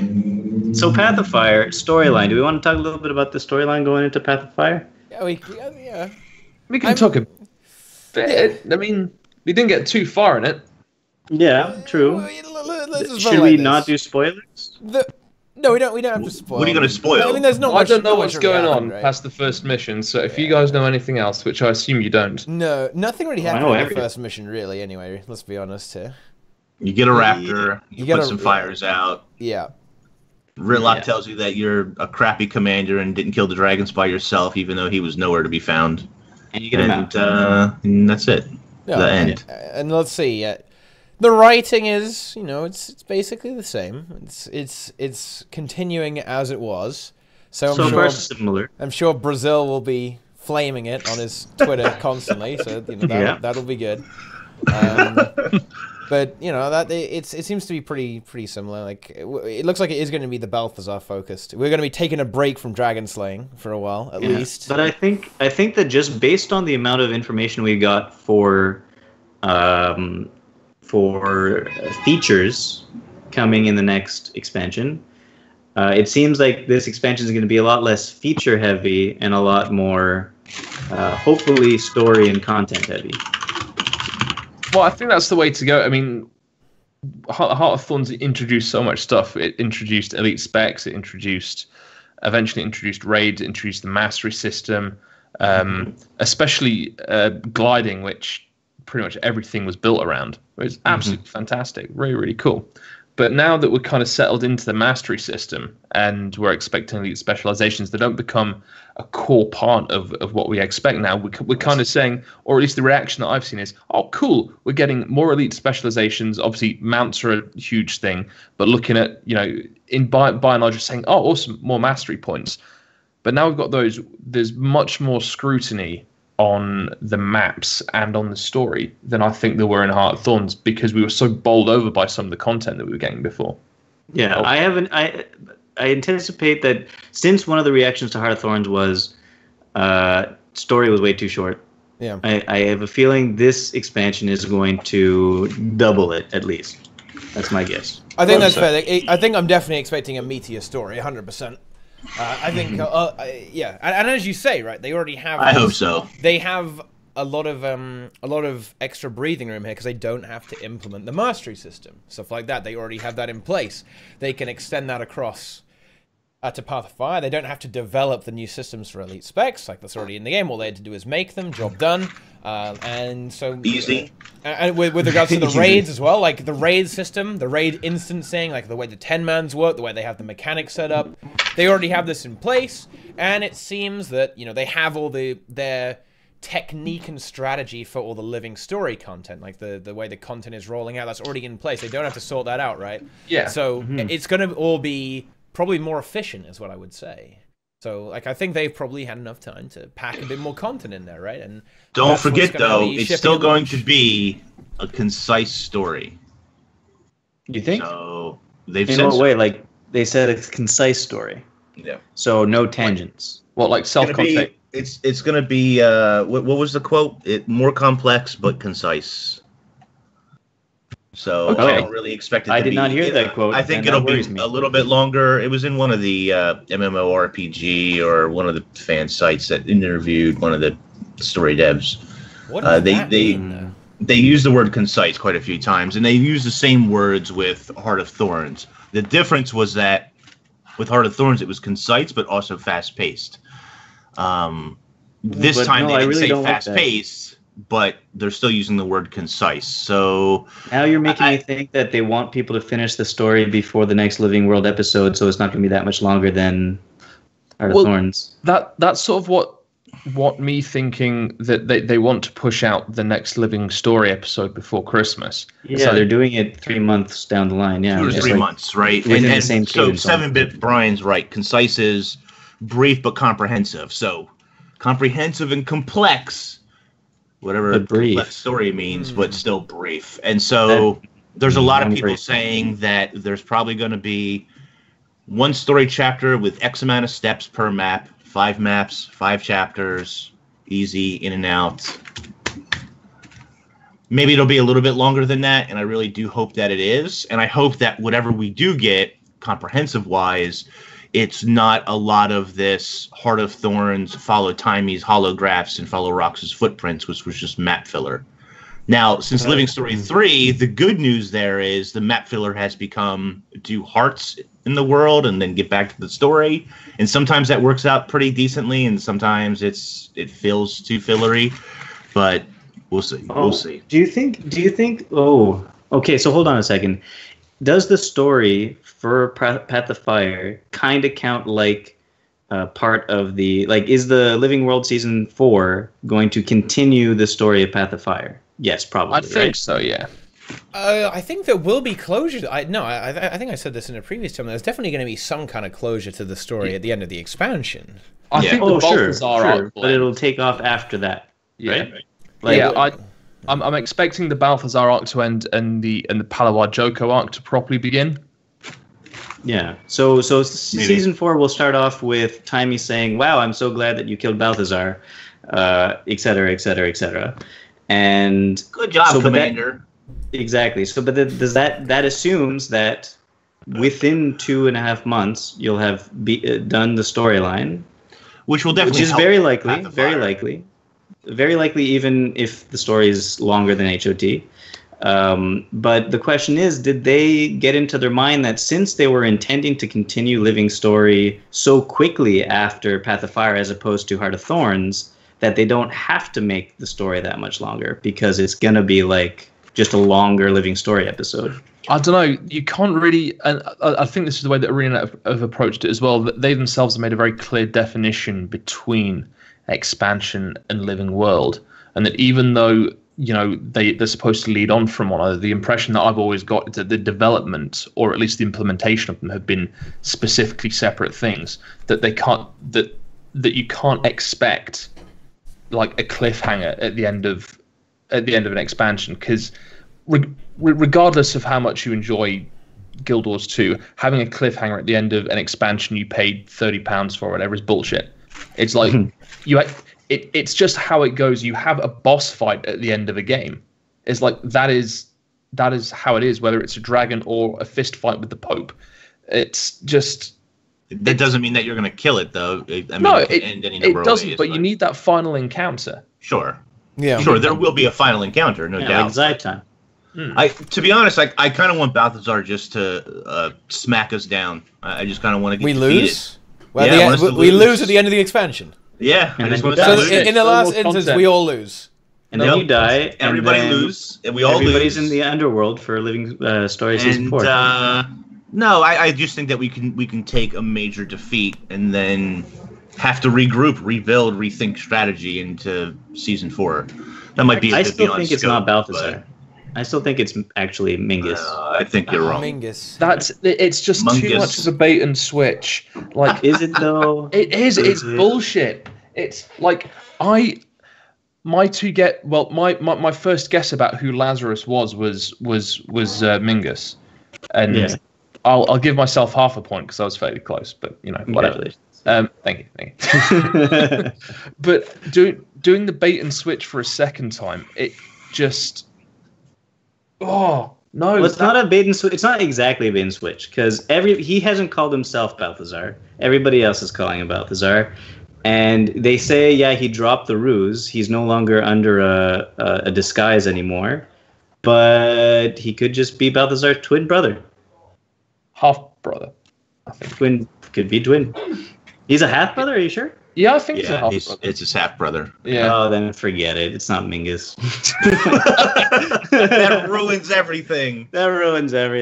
As far as story length and stuff, I think it will be more chapters. I think it will be longer than Heart of Thorns, but I don't think it's going to be double the length like some people were hoping for. And I think. Hearing that some people are going to be disappointed. I know I'm a little disappointed just because I want a long, detailed, exaggerated story. I expect way too much, I think, but I think it won't be as detrimental to Path of Fire because we're going to get, they're going to roll into Season 4 much quicker than they did with Heart of Thorns. And so it won't feel quite as bad, I don't think. Whatever complaints and bitching that there is, I think will be silenced a lot sooner with more releases. Yeah. So I hope so. Yeah, I 100% think so. And that makes it. I mean, if you kind of think about the expansion as a like a season pass for Living Story, and this is like the bumper episode at the start. Then it doesn't. Then that's like a really good way of thinking about it, right? But I don't know. This is going to trigger me so much, man. I'm just going to say, guys, I'm going to be so triggered on launch a few weeks after the launch. Because people are going, hey, guys, there's no content. It's like, well, idiots, it's because you're paying for content that isn't here yet. You're paying for all the raids, all the Living Story. It's like, stop it, guys. There's no sub fee. Stop it. It's just, fucking clowns, man. I'm going to get so fucking triggered, dude. And the thing is... Yeah, there's no content. We only got 5 maps. Only 5 maps, like 6 Living Story. Specializations. Yeah. Fuck elite specs, man. I don't want that shit. Screw mounts. I don't like that anymore. I don't like it anymore. I want raids. 5 giant maps for £25.99 isn't enough. Yeah. It's like, yeah, exactly right. Like, there's no sub fee, guys, and it's not even expensive. You know? It's like if you look at my Steam library, the amount of shit that I've bought over the years, right? Sleeping Dogs, for example, bought it, never even installed it. Wow, rip. You know, it seems like you spend your money very wisely. Oh, I did. I mean, I have to be a bit wiser now that I live on my own. But back in the day, eat today, or do I buy a new gem store outfit? I think we know the right choice there. Gem store. Look, for example, I've only got 2 lights on in the entire house. That's it. That's it. So you can afford because you spend so much on gems. Yeah, that's it. Yeah. I'm single-handedly keeping ArenaNet alive. You're what they call a whale. Yeah, A whale. Yeah. They just keep milking me. Ooh. Milking the whale. I think there's a little bit of disconnect there between whales and cows. Yeah, it's as Mithrin says, right? You do not pay for what the game is. You pay for what the game will be. So let's think about this, guys. Heart of Thorns. Okay, and you know, this is a PSA for all of you fucking crybabies. Let's look at Heart of Thorns. How much was Heart of Thorns? $50, right? $50. Was it $60? I can't remember. It was full price. Whatever. Let's think about this. We got our maps. They're fixed now. They work. Okay. We've got our 4 raid wings, guys. Okay, 4 raid wings. That's nice. They more or less work. More or less, yeah. More or less work. We've got 6 Living Story maps, guys, and elite specializations. All of that for the price of Heart of Thorns. No sub fee. Okay? And this is even cheaper. Like, I think you'd actually have to be insane to say that isn't value. Considering, like, you bought the expansion ones. You didn't pay for any of that, right? Like, that all came for free, and you got legendary armor. Oh, legendary armor. In every game mode. Yeah, legendary armor and legendary armor in every game mode. They reworked World versus World rewards. They reworked PvP rewards, had a proper PvP ladder. In fairness, they probably would have done that anyway, but never mind. Yeah. Yeah, but think about it though. Like the expansion purchases fueled those updates, though, right? They fueled the man hours, the dev hours to get that done. And then POF is less. It's less money arenas. Have you read my donation, which is about content? Listen, dude, you got to stop trolling me with donating with a name that isn't actually your name. Is this the same you, though? I don't know, dude. But yeah, we'll talk about the question you asked, dude, because obviously, like, this is a pay-to-win stream. I'll say, like, after I finish ranting about people complaining about content. Path of Fire, guys! It's cheaper, and it probably has more content. I mean, come on! Yeah. And what the hell? If you're still watching Guild Wars 2 shows on the internet 2 years after Heart of Thorns came out, the odds are that you enjoyed it to at least some degree and you got your money's worth. So, or maybe they just love us. Oh yeah, and they put Rev in the game as well. And Revenant as well. Yeah, they put Rev in the game, guys. Yeah. Although you might not notice him in PvE. XD, dude, XD. See me wandering around on the only Revenant in the game. All right. So the question was, it's kind of like open world PvE PvP hybrid. It's like imagine like a giant zone that's all PvP and you can kill each other, but you can go in as a 5-man group and kill the enemy players, but you can also kill bosses. This actually exists in another game and it works really, really well. It exists in the Old Republic. That you go to, and it's called Ilum, and it was wonderful. It worked out great. Not even Not even Ilum. There are places on Tatooine that are specifically PvP marked areas, and that nobody ever went to. Well, That's that. But the point is that it was very well implemented. It's not its fault that no one went to it.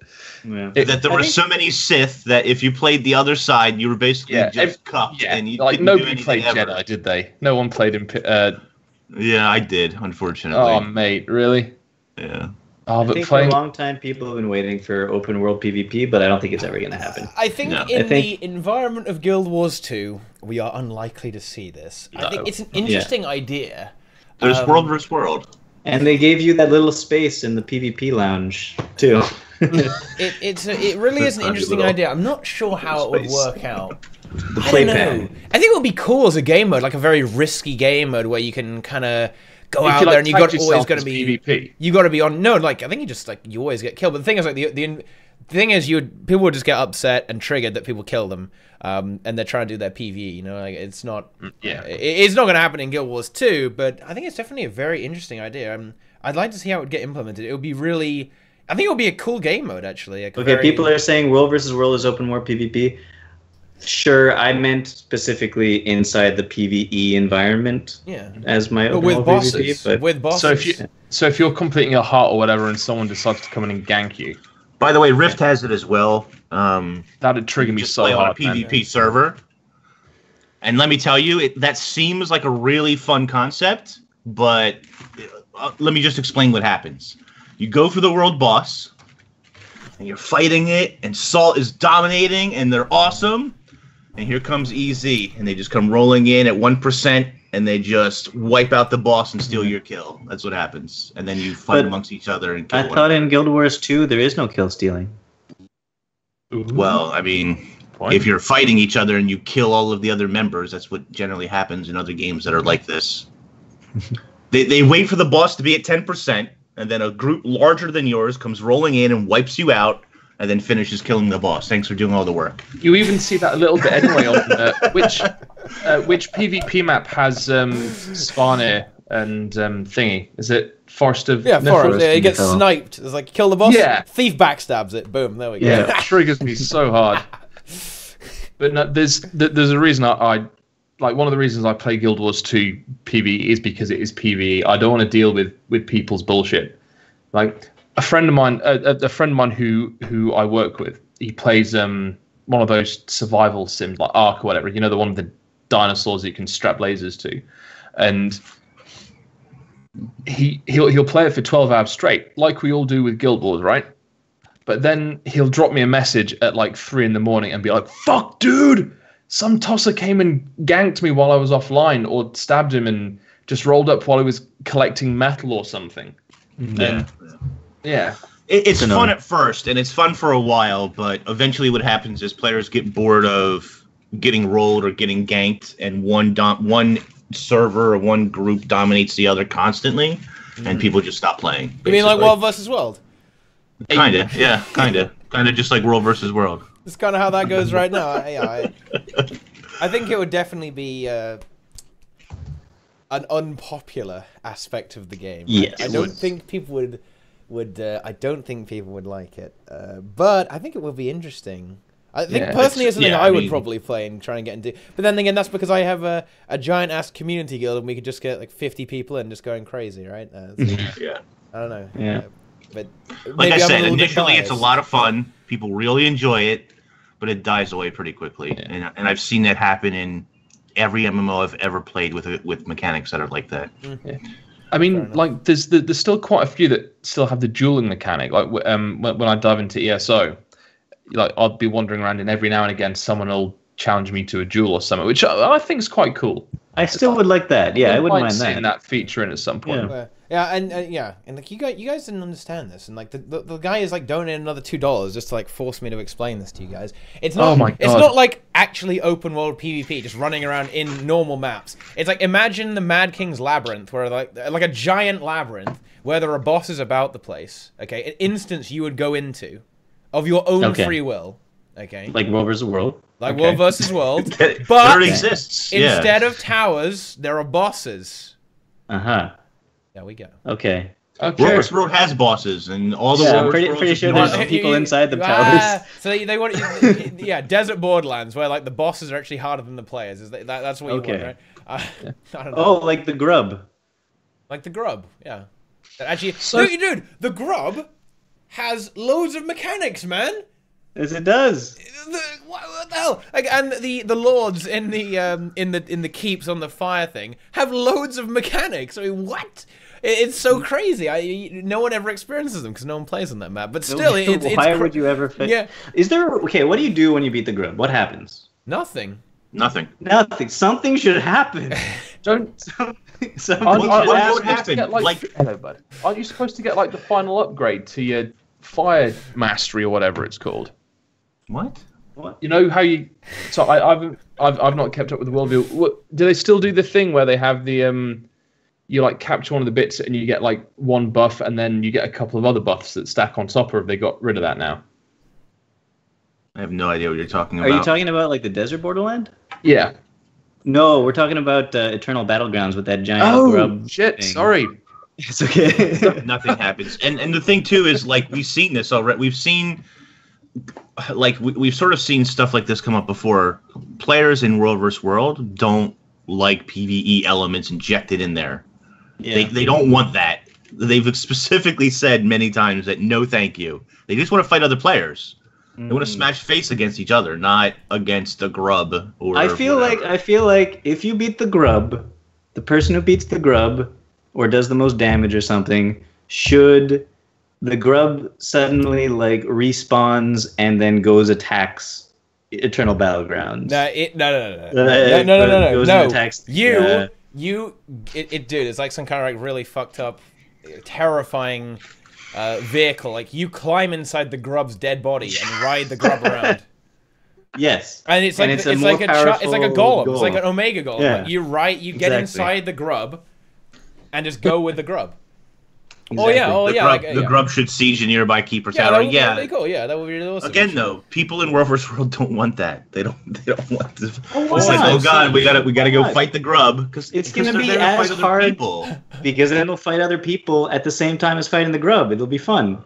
They won't like it. I'm telling you, they'll hate it. And I understand that this person donating to Teapot, this is what they want, and this is like their desire. Nothing wrong with that. I just don't think that I don't think that Guild Wars 2 would implement a system like that. And if they did, it would go into World vs. World. And it just, I don't know. I don't think it would go over well. It's a curious idea, though. It definitely is a curious idea, actually. And I think it would be good as like a special event. You know what I mean? I think it's something they. Ooh. Yeah. You on the same page? Add bosses to Edge of the Mists. What, more bosses to Edge of the Mists? I think Edge of the Mist right now is good for nothing, and I think that what it needs. Wow. It's a good karma train. It's a good karma train. I think everything, all these great ideas that people are having, that adding mounts to World vs. World, all these things should be tested in Edge of the Mist. Should be added as things to Edge of the Mist that people, without any negative effects to your world in World vs. World, can then try out. It would be great. It would be like the PTR. Well, that's originally what Edge of the Mist was, wasn't it? It was the PTR for Desert Borderlands, which is a shame because I love the Desert Borderlands. Maybe if you beat the grub, it can be like it can be a troop transport. Everybody get in the grub. Whoa! And it's got like shields at the front, so you can't attack. You can't attack people inside. It's like a shield for everything. So it adds. Tunnel underground. Yeah. Spit you out inside. So it's like a giant portal. You can just get in the grub. The grub will tunnel underground, and then it will erupt in the enemy of the middle in the enemy Zerg. In the middle of the enemy Zerg. Here comes the soft everyone grub. Unloads out of the grub, kills everyone. Again, these are Guild Wars 1 ideas, like Jujundu Worms and the Giant Devourer in Eye of the North. Oh my God. Do you remember Trojan grub? The Siege Devourers, man. The Siege Devourers? Yeah, they were great. Love them. Siege Devourers. And then you turn into a grub. They tested it in their last game. Yeah, we need to put it in this game. You can become turn into a grub gameplay, dude. Yeah. talk about raids and their lack of advertising in POF. Well, they're not going to advertise it because it's going to come out after POF. They've said as much. Mike O'Brien has said as much on multiple occasions that things like fractals, raids, and so forth are on their own release schedule, and there's not as part of an expansion release schedule. Yeah, the only thing they did for Heart of Thorns to hype up raids was they said, we're going to have some challenging group content, and they didn't say it was raids. They didn't say anything about it. So what are they going to do? Say, we're still going to have some challenging group content? I mean, that's all don't get me wrong. I think that Heroes Ascent from Guild Wars 1... Okay. I personally think that they should have shown a little bit of raid content, just a tease, just a taste. Well, I don't think any of it's probably ready. Yeah. Well, something's got to be ready. Come on, something has to be ready. Just enough to make a trailer, show some mechanics. Well, people getting wiped, something. People get. Well, this is it. I mean, it's the trailer's got to appeal to the player base, and that's to the entire player base, and that's the people who don't go on Reddit, who don't watch this kind of thing, who don't make their own videos. It's the people who want to buy Path of Fire to piss around with their mates for 4 hours on a Friday night. Mm. Like what? Okay, what about this? What if the reason that they're not advertising raids too much is because possibly where the raid is might be semi-controversial, or spoilery, perhaps, or spoilery.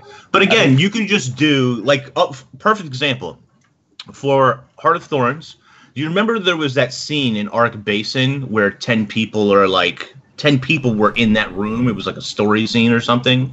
And everyone, oh my God, there's got to be raids. There's 10 people there. There's 3, whatever the hell they're called, exalted people. That's a raid boss. Raid boss, boys. We're getting raids, right? Yeah. They could have just done something like that, except to actually have it be raid footage. Have 10 people just running in towards the boss. That's all you need. You don't have to show mechanics or anything, right? Just a 3-second cut of boom. There's a raid boss.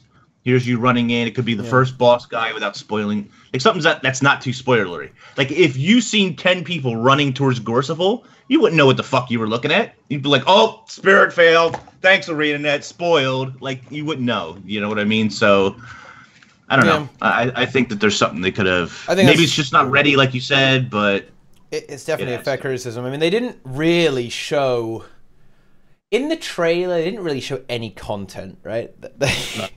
There were a few very nice-looking cutscenes. And that is something that they are kind of getting ripped on a little bit by. I mean, that is fair. But, ArenaNet ain't that good at this whole PR thing.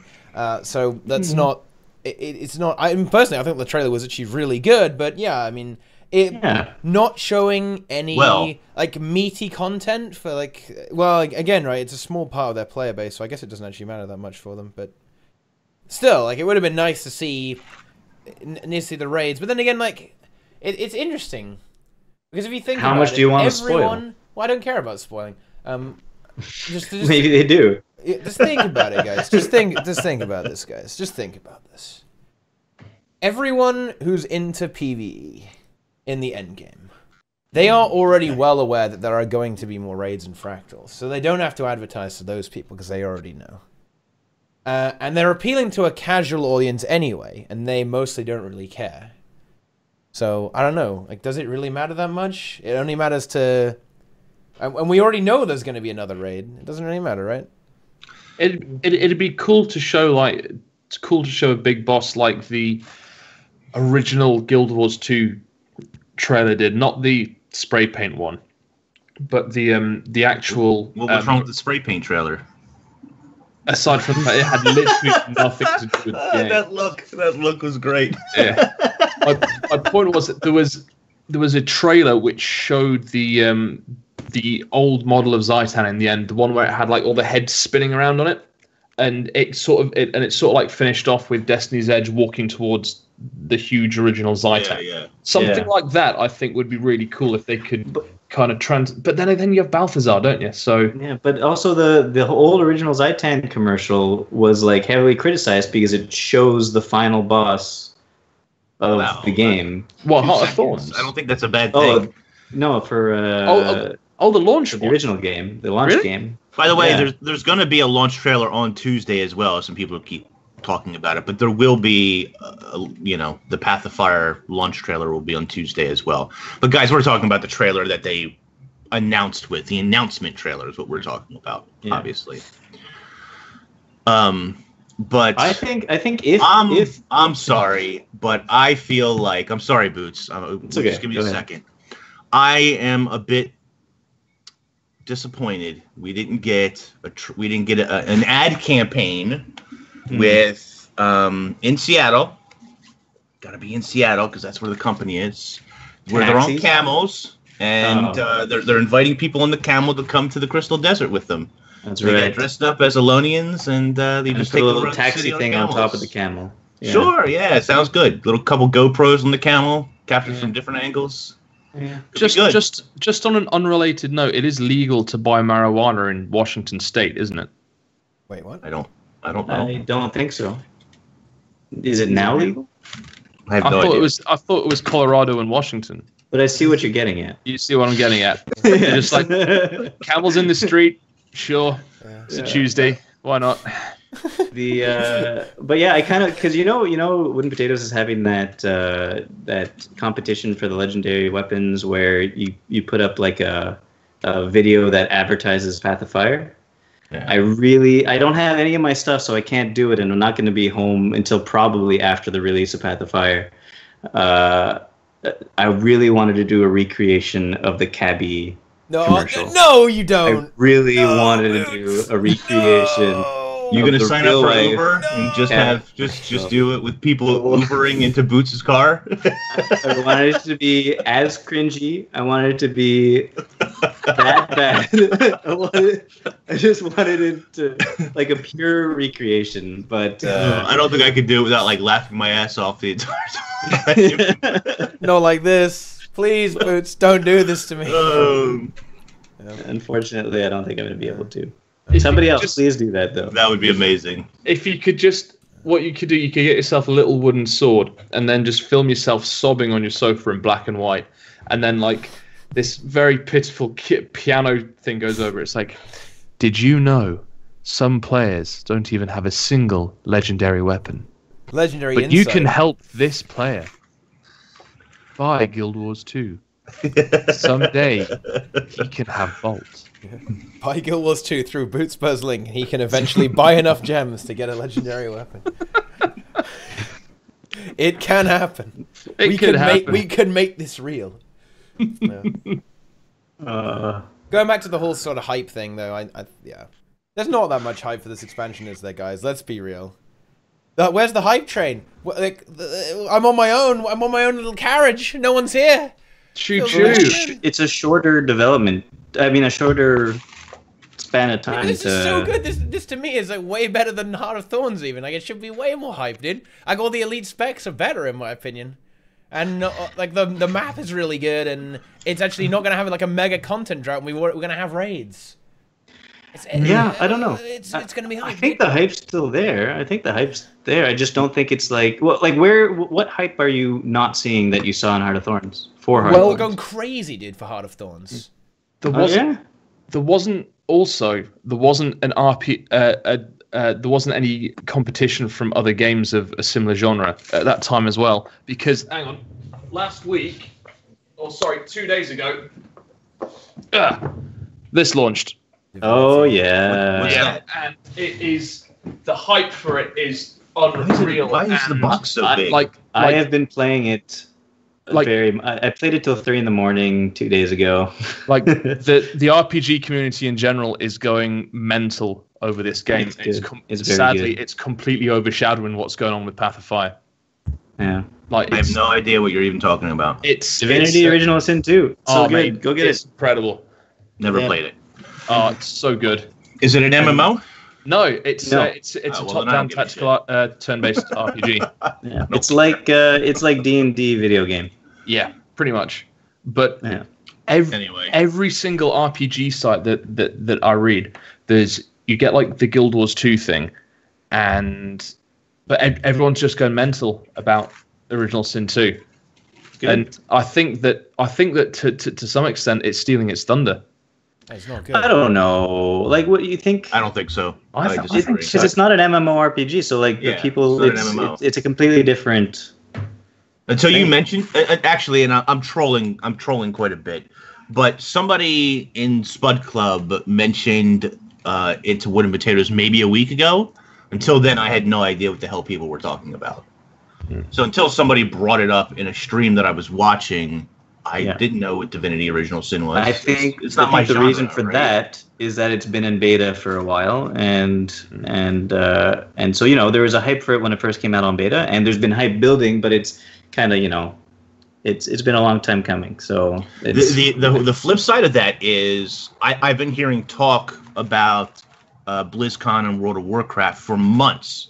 So I'm more aware of that, a game I haven't played in years, than I was for, say, a single-player RPG game. So I don't know. I guess it depends what games you follow and stuff, right? I don't know. It's weird because there was earlier this year, like there was Torment Tides of Numenera, which had like a similar publicity thing, kind of idea that Path of Fire has, that they wanted to focus on everybody doing it. On like the community pushing it out, and in like the same window, Mass Effect Andromeda and Horizon Zero Dawn dropped, and it fucked their sales, man. Like Yeah, but those are similar games, aren't they?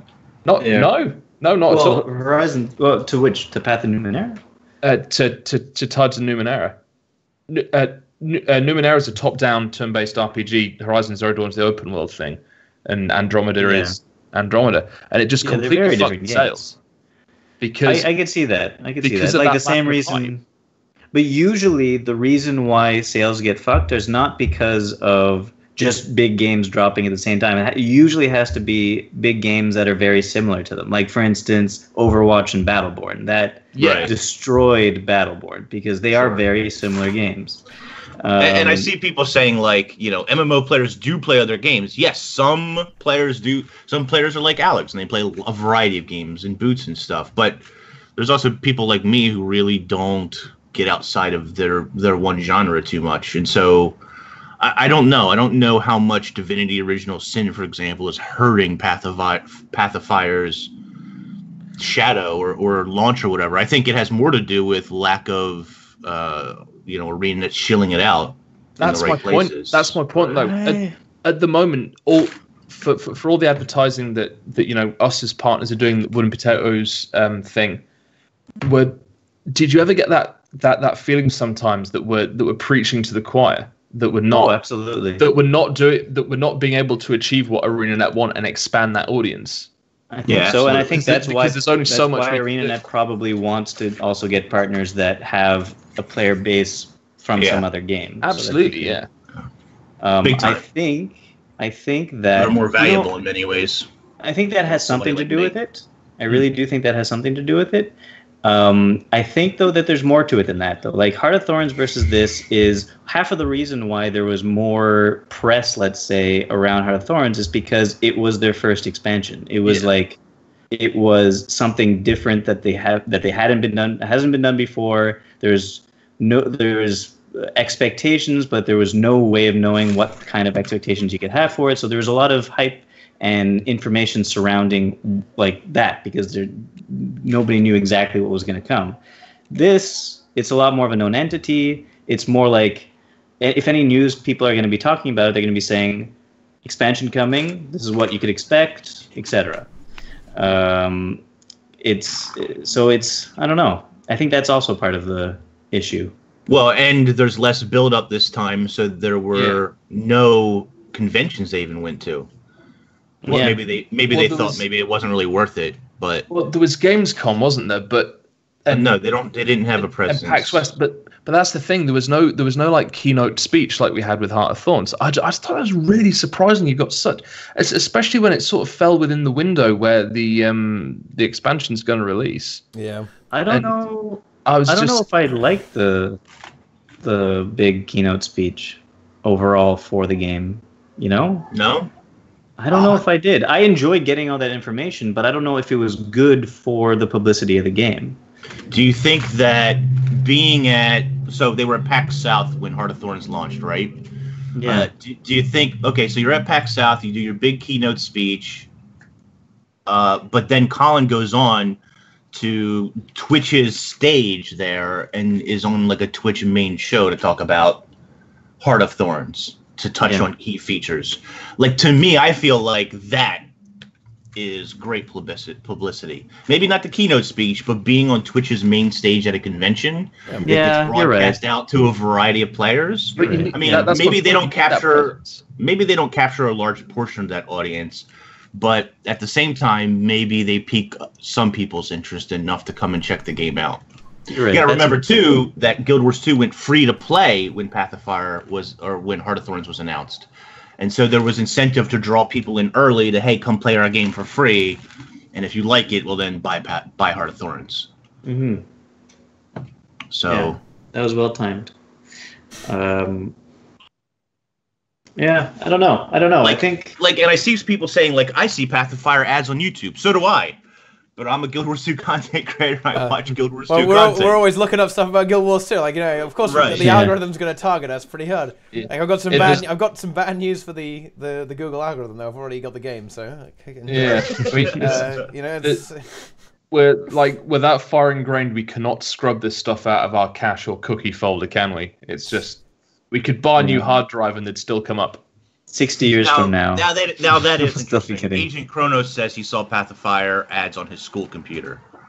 That's a little bit more meaningful. I sit on my work PC, but to be fair, I sit on Guild Wars 2 Reddit for half the day, so... Yeah, I've definitely been seeing ads for Path of Fire, which I think is good.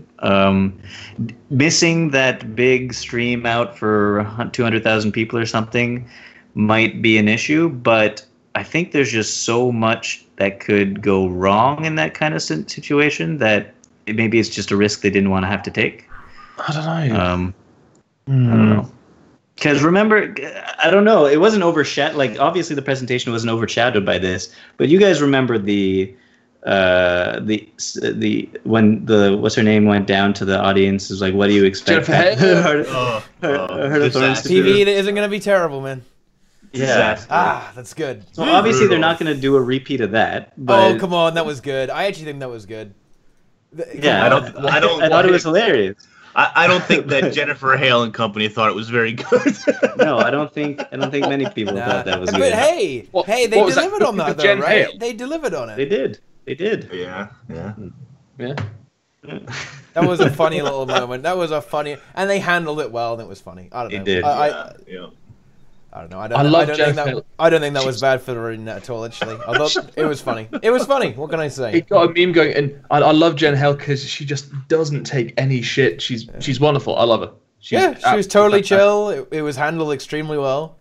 Mm-hmm. No, Miko, the cooking segment was the best part. The cooking segment was weird, man. Okay, no, it was weird. Okay. It was amazing. It was just like between then and between Jennifer Hale walking through the audience and when that came on. Obviously, it was recorded earlier, but it was just like she laid it backstage, got absolutely wrecked, and then someone threw her in front of a camera, and she's just like, "Yeah, we're gonna throw shit in a bowl." It was just, what am I watching here? Like, what's happening? What's going on? It was good for some laughs. That's for sure. It was so ArenaNet, man. It had that ArenaNet magic to it. It was like, what is going on here? Yeah. So that's it. I think everybody saw what you guys saw. Yeah. Possibly, and saw that. So they probably looked at everything they did for Heart of Thorns and said, okay, we threw a lot of things out there. Some things really worked, some things didn't work. Let's go with what we know works and try to polish it as much as possible. So I think that's what they did. I mean, honestly, I think they just tried to shake it up this time, do something completely different than they did last time.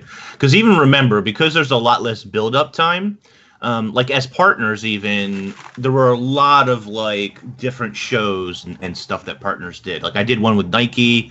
I know Teapot did one.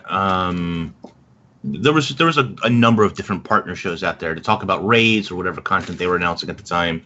And because there's a lot less build up, we didn't do that this time. I mean, you had the thing with Wooden Potatoes, Peachy, and Bog Otter, and Glitzy, but that was just for the launch thing. Like, it was nothing really after that. So it's a different strategy this time, and whether it pays off or not, I guess we'll see. Yeah, we'll see. There are some things that I will say, like I have noticed, and I've seen some people mention this, that based just on the demo, because of the way Crystal Oasis is designed, it's it doesn't really have a big meta event. The meta event is collecting casino coins or something, right?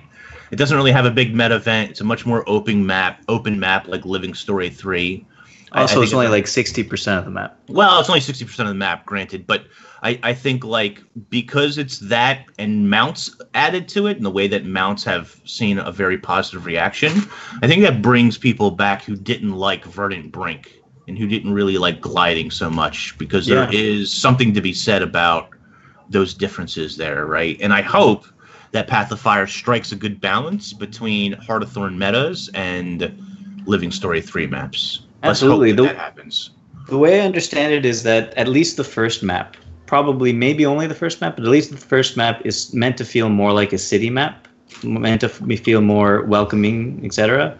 Yeah. And I think that's great, because I think I did mention this on a show a while back, that every single map that we've gotten since, like, I think any of them, since the Silver Waste, basically, has all been extremely hostile to you. Like, every single map we've gotten has just been like, you're walking into a hostile environment, survive, exploration sort of like an afterthought. I think it was that by that. I think it was like that by design, but you're totally right. I think it was it's certainly not the case in the first map of POF, 100%. No, and I think it's very nice likely to end up like that at the end, at least towards the end. Yeah. Like if you're walking into Palawa Joko's whatever, then yes, that'll probably not be very welcoming. Unless he's on our side now, and the undead are or unless, because then we could. Unless it's a wonderful civilization. Yeah, where there could be some kind of undead city where we just chill, right, and hang with the undead. Yeah, I think people are paying protection money to Palawa Joko in the new map, right? Like that's what they were saying in the. I think so. Yeah, Well, technically, he's the emperor, isn't he? Technically, king. The king of the Crystal Desert, and if you. Technically, I think the city that we first start off in the Oasis place is not under his thumb necessarily, but you still pay protection money to him, I think. Oh no. He's got a little racket going on, hasn't he? Yeah, I think so. So, but it's instead run by the city heads, the council or whatever. So yeah, it's very possible that it's just a nice little civilization he's got going on with undead. We don't know. We just don't know yet. Mm-hmm. We don't know what's happening. We can't judge. It's all speculation. It is all speculation. I'm excited. I'm excited for Friday. I can't wait for the launch. Yeah, I am very excited, man. I'm definitely one of those players. Maybe not Teapot or Deroyer level where they consume it at an extremely fast pace, but I consume it at a reasonably fast pace. But that also doesn't bother me or detract me when I finish most of that content. Yeah. I'm sad that I will probably not have my computer to play on when it releases, because I'm still stuck here. It's not gonna I have to play on that's okay, lowest quality. Everyone's gonna take all the bad builds for you. Yeah, you can just watch me. I know. You could watch one of your favorite streamers. Boots. That's true. Yeah, good point. I'll still play on my laptop. I won't be able to make videos. I won't be able to. Anyway. Yeah. Looking forward to it, though, man. It's gonna be great. Oh, but yes, I am. Yeah. Also, I'm a bit irked that unlike the last one, it launches at like 5 p.m. UK time. Why is that? Because last time I was up at 5 a.m. to dive into Heart of Thorns, and I spent like the entire weekend playing it. Why are you irked? It's earlier. It's even better. It's like I have to spend all day at work before I can. No, you don't. No, wait. I've got the day off, but I have to spend all day playing games. Oh no! No! I have to spend all day. Oh my god! It isn't Path of Fire, you know? What a disaster! And like, I could get up before. I know this is a very first world problem. I know. But I could get up before, and then. In fact, actually, do we know if there's going to be a launch stream? Do you remember like they did for Heart of Thorns? Yes. Yeah, there is a launch stream, yeah. Yeah. Mm-hmm. See, I want to watch that. I want to get involved with it. Yeah, Spam but in the chat. Spam in the chat and get banned. there's there's going to be a launch stream and then the game launches. Yeah, like it runs right up until launch time, and then ReNet says, "What did they do last time? Didn't they have like a big gathering and they pressed the button and then the game went live? It'll be the same thing." Yep. Yeah. Right. When it first launches, do you think any of the maps will connect to the door to the Crystal Desert? No. We already know how we get there. I know how we get there, but I still feel like to connect, they need to connect. Maybe in season 4, but that might be the doorway to a living world map eventually. Maybe. Yeah, Like probably. I think if we go if we end up going north in season 4 instead of south for whatever reason, I think that's where we might connect back. Okay, good. I know that door's been sitting there, and I've been staring at it every time I go to No. Yeah, you know what? Also, You gotta get permission from the Queen. Yeah, exactly. You know what also has been sitting there? I'll tell you what has also been sitting there. Like Ritlock's Law. I'll tell you what. There you go. Ritlock's Law. Ritlock's story. And we're still not getting that, man. So. And he still says later, Cub. Yeah. The first episode. Yeah. How important is that lore? Like what's the? It's super. Like everything to do with Ritlock is a massive Guild Wars 1 fangirl. It's super important. What did you just call me? A massive Guild. No, me. Massive Guild Wars 1 fangirl. It's super important. There's loads of questions about Fangirl. Fangirl. Yeah, I want to find out. Later, Cub. Later, Cub. He's talking about Magdir, right? Yes, Sahathan and Magda. So where's Sahathan right now? Which one? Last we heard, no. So with he a has blacksmith. Sahathan. Magdar is the one that Air took to the blacksmith, right, to have it repaired. But No, you're right. But Oh, we she's haven't never heard repaired. about that since 2012. So Yeah.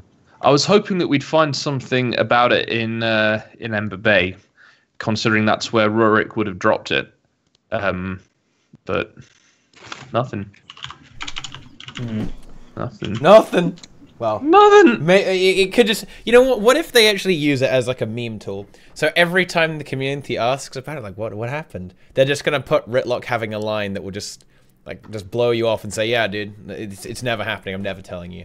And every single time we ask, they're just gonna meme us in the game because that's what they did. That's what they did in this first episode. Like, they're actually just making fun of us at this point. They're actually mocking us, man. Like with Ritlock's lines. It's just, we'll get to that later. We'll get to that later, man. It's fine. What if that's just a placeholder?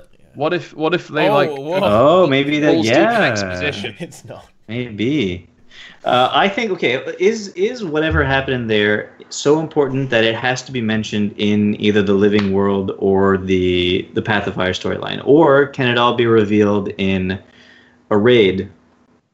A raid? No, it cannot be revealed in a raid. They'll be the triggering if we put it in a raid. Like, I In a raid raid. and I'm still triggered by it. why? Because it's fucking story, not 10-man content. That's why. If you want endgame high-level content, So you're do telling that. me that you're telling me that you would like raids with zero storyline? Yeah, why not? That's Why- so stupid. No way. Hold on, I No, gotta. that's what people want with raids. They just Inks even said it himself earlier. He wants a succession of You bosses. made him rage quit. He's gone. But I did- no, I didn't know- hold on. You're taking I my didn't know I words could out get of Canadian context. angry. Taking my words out of context here a I little know. I'm bit. using your words against you. It's not that I don't want story. I absolutely want story. It's just I don't want events necessarily. Or I don't really care about events, I guess I should say. Whether they put them in there or not doesn't matter too much, as long as it doesn't take away from the number of bosses that they're going to add. Okay. I feel like I should clarify that. It's like I want. I wasn't rage quitting, by the I way. know, I just had I to let know, somebody I in know. the door. I know. Okay. I want, if there's a story in raids, it needs to be self-contained. That's the difference. And I've probably said it on whenever the last time I was in. So when self-contained, do you mean self-contained in that it can't relate to anything else in the world of Tyria? It can mention other stuff, but it can't be the situation that we had with the first 3 raid wings. You think Like, that's too much? I don't think that's too much. What with I don't think Lazarus' so. fucking coffin at the end of Wing 3, and then he's the boss at the end of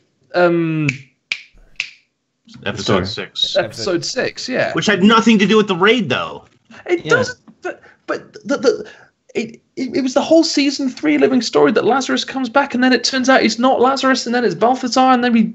If anything, I would say Living Story episode 6 should not have been in the Living Story. It should have been in a raid. Oh no, they can't have that as a raid. No. That would have been triggering. Actually, well, no. If it was a completely contained Massart storyline, then yeah, all right. But don't have it. People don't have it bleed out. over into the living world.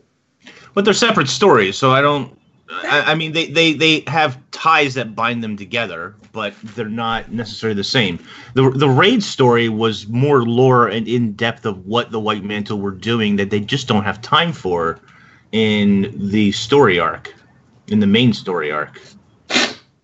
I think we could all agree that the perfect raid story would be the Wizard's Tower.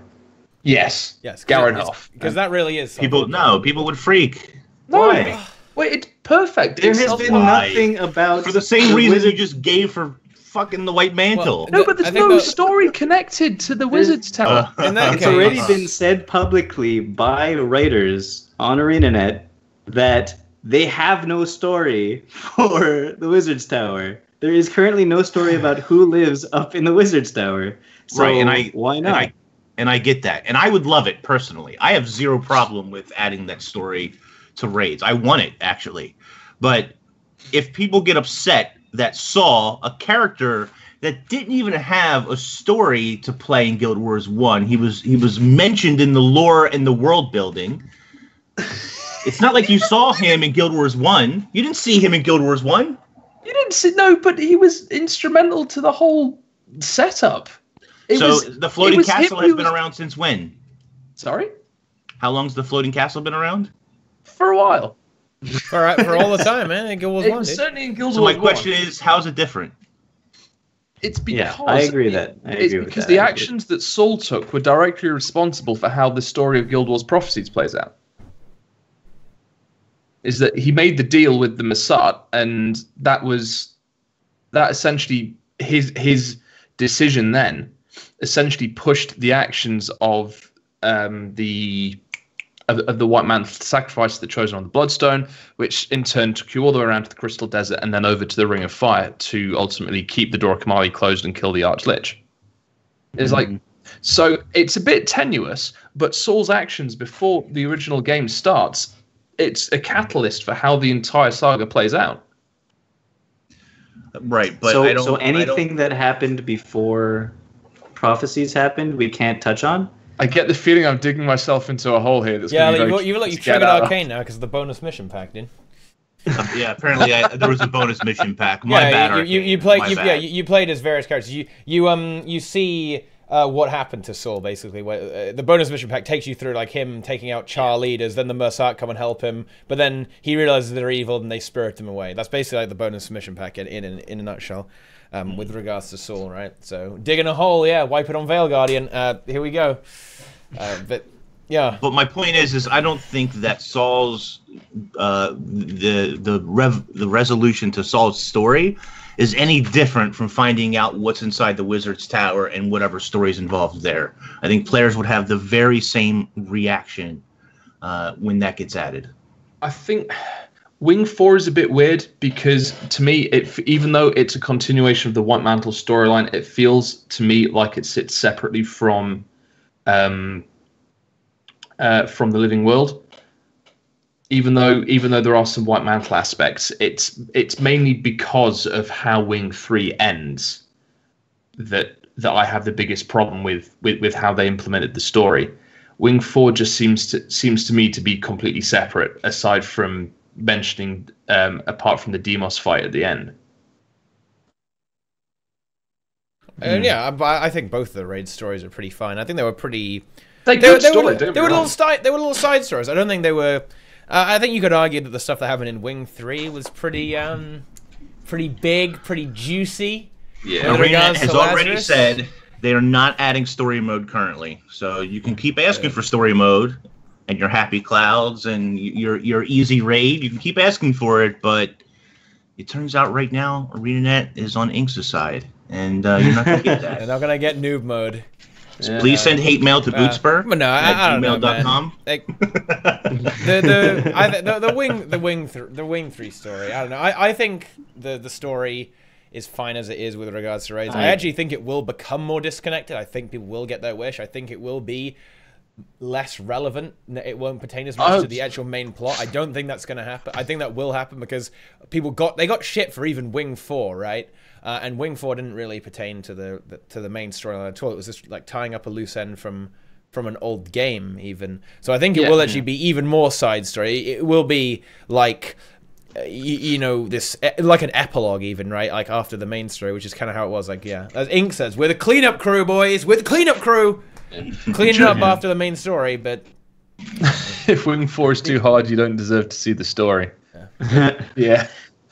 Actually, a really cool method of implementing it might actually be to look at the way that story and explorable modes exist side by side, because the story modes essentially kind of fatten out your personal story and provide all that insight into how Destiny's Edge interact with each other, and then you get all that extra flavor stuff with the explorable modes. It's like, I know in Citadel of Flame they sort of mention Garen Balefire when you start it, but aside from that, you just go around killing Flame Legion. I think it's something they can do. I just don't know it's something that they're going to invest time and energy making, because they could just make a new instance for the same map where you go through it as without a group. Even you could probably do it solo. You go through it. There's no actual things attacking you. You just learn the story as you go, and maybe like as you approach things, a scene replays where this is where a group of 10 people came by and killed this person or something. I don't know. they ain't gonna do easy mode. Exactly. I don't think it's gonna happen. You know what? It's not even easy mode. Actually, wouldn't really. It's funny, but I don't think easy mode even solves the problem anyway. No, because I don't think the difficulty is the real issue with raids. The real issue is that people don't want to look for 9 other people to play with. They want to solo it. They want to go in there either by themselves or a small group of 5 people or less, and they just want to experience the content. That's why I just said. Right, but so having an easy mode, right? But you don't even need an easy mode if they just make it less people. Oh. How much? Now, I'm not a fan of that personally. I'm not a fan of that, but really, that's what the issue comes down to, as far as what I see from everybody saying.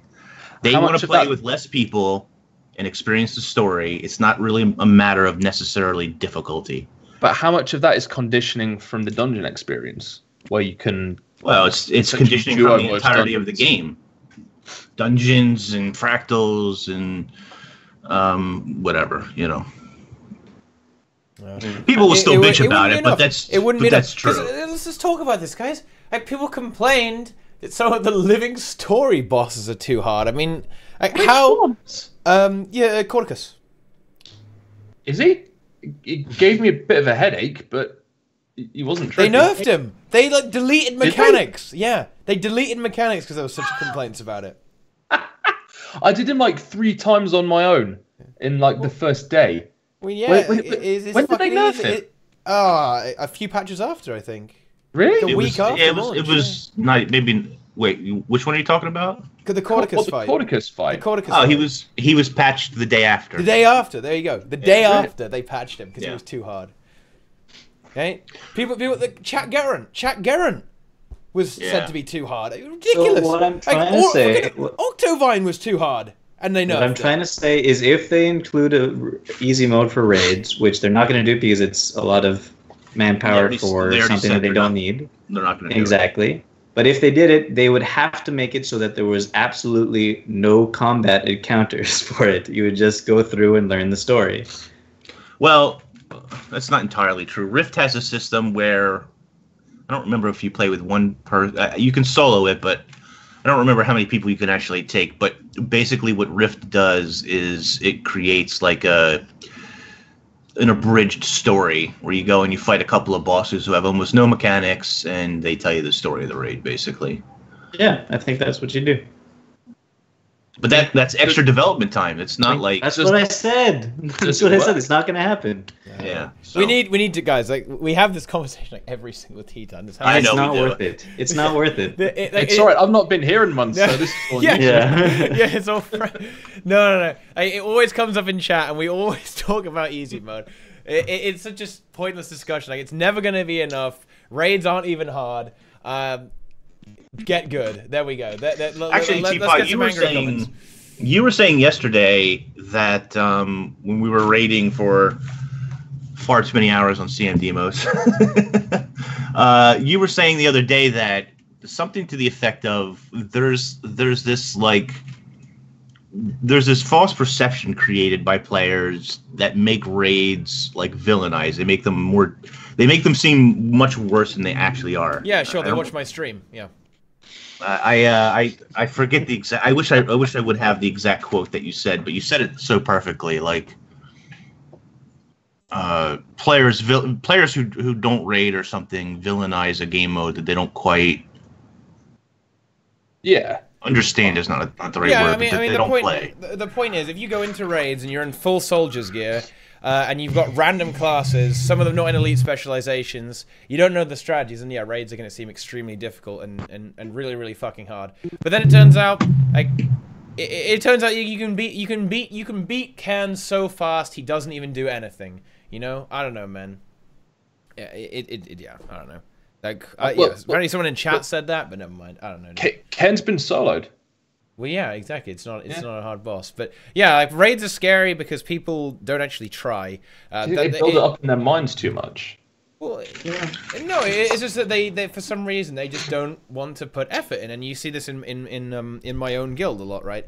In Salt, a lot of people just don't want to put the effort in. They just wait for me and 3 other really good players in the guild to carry them, and eventually we manage to grind through the content instead of improving themselves as players, right? And this used to happen a lot more. Then we kind of just kicked all these like idiotic leeches from the guild, so that was fun.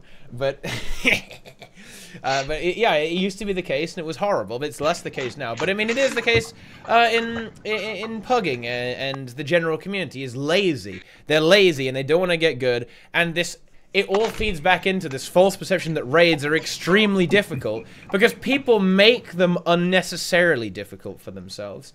It's honestly like going into PvP with no amulet. Like they're just handicapping themselves, right? It's like going into PvP, but like instead of doing proper rotation, you move to a random different point every 30 seconds. It's just you're trying to screw yourself up. Yeah, this is every game actually. It's not just PvE, by the way. It's not just PvE.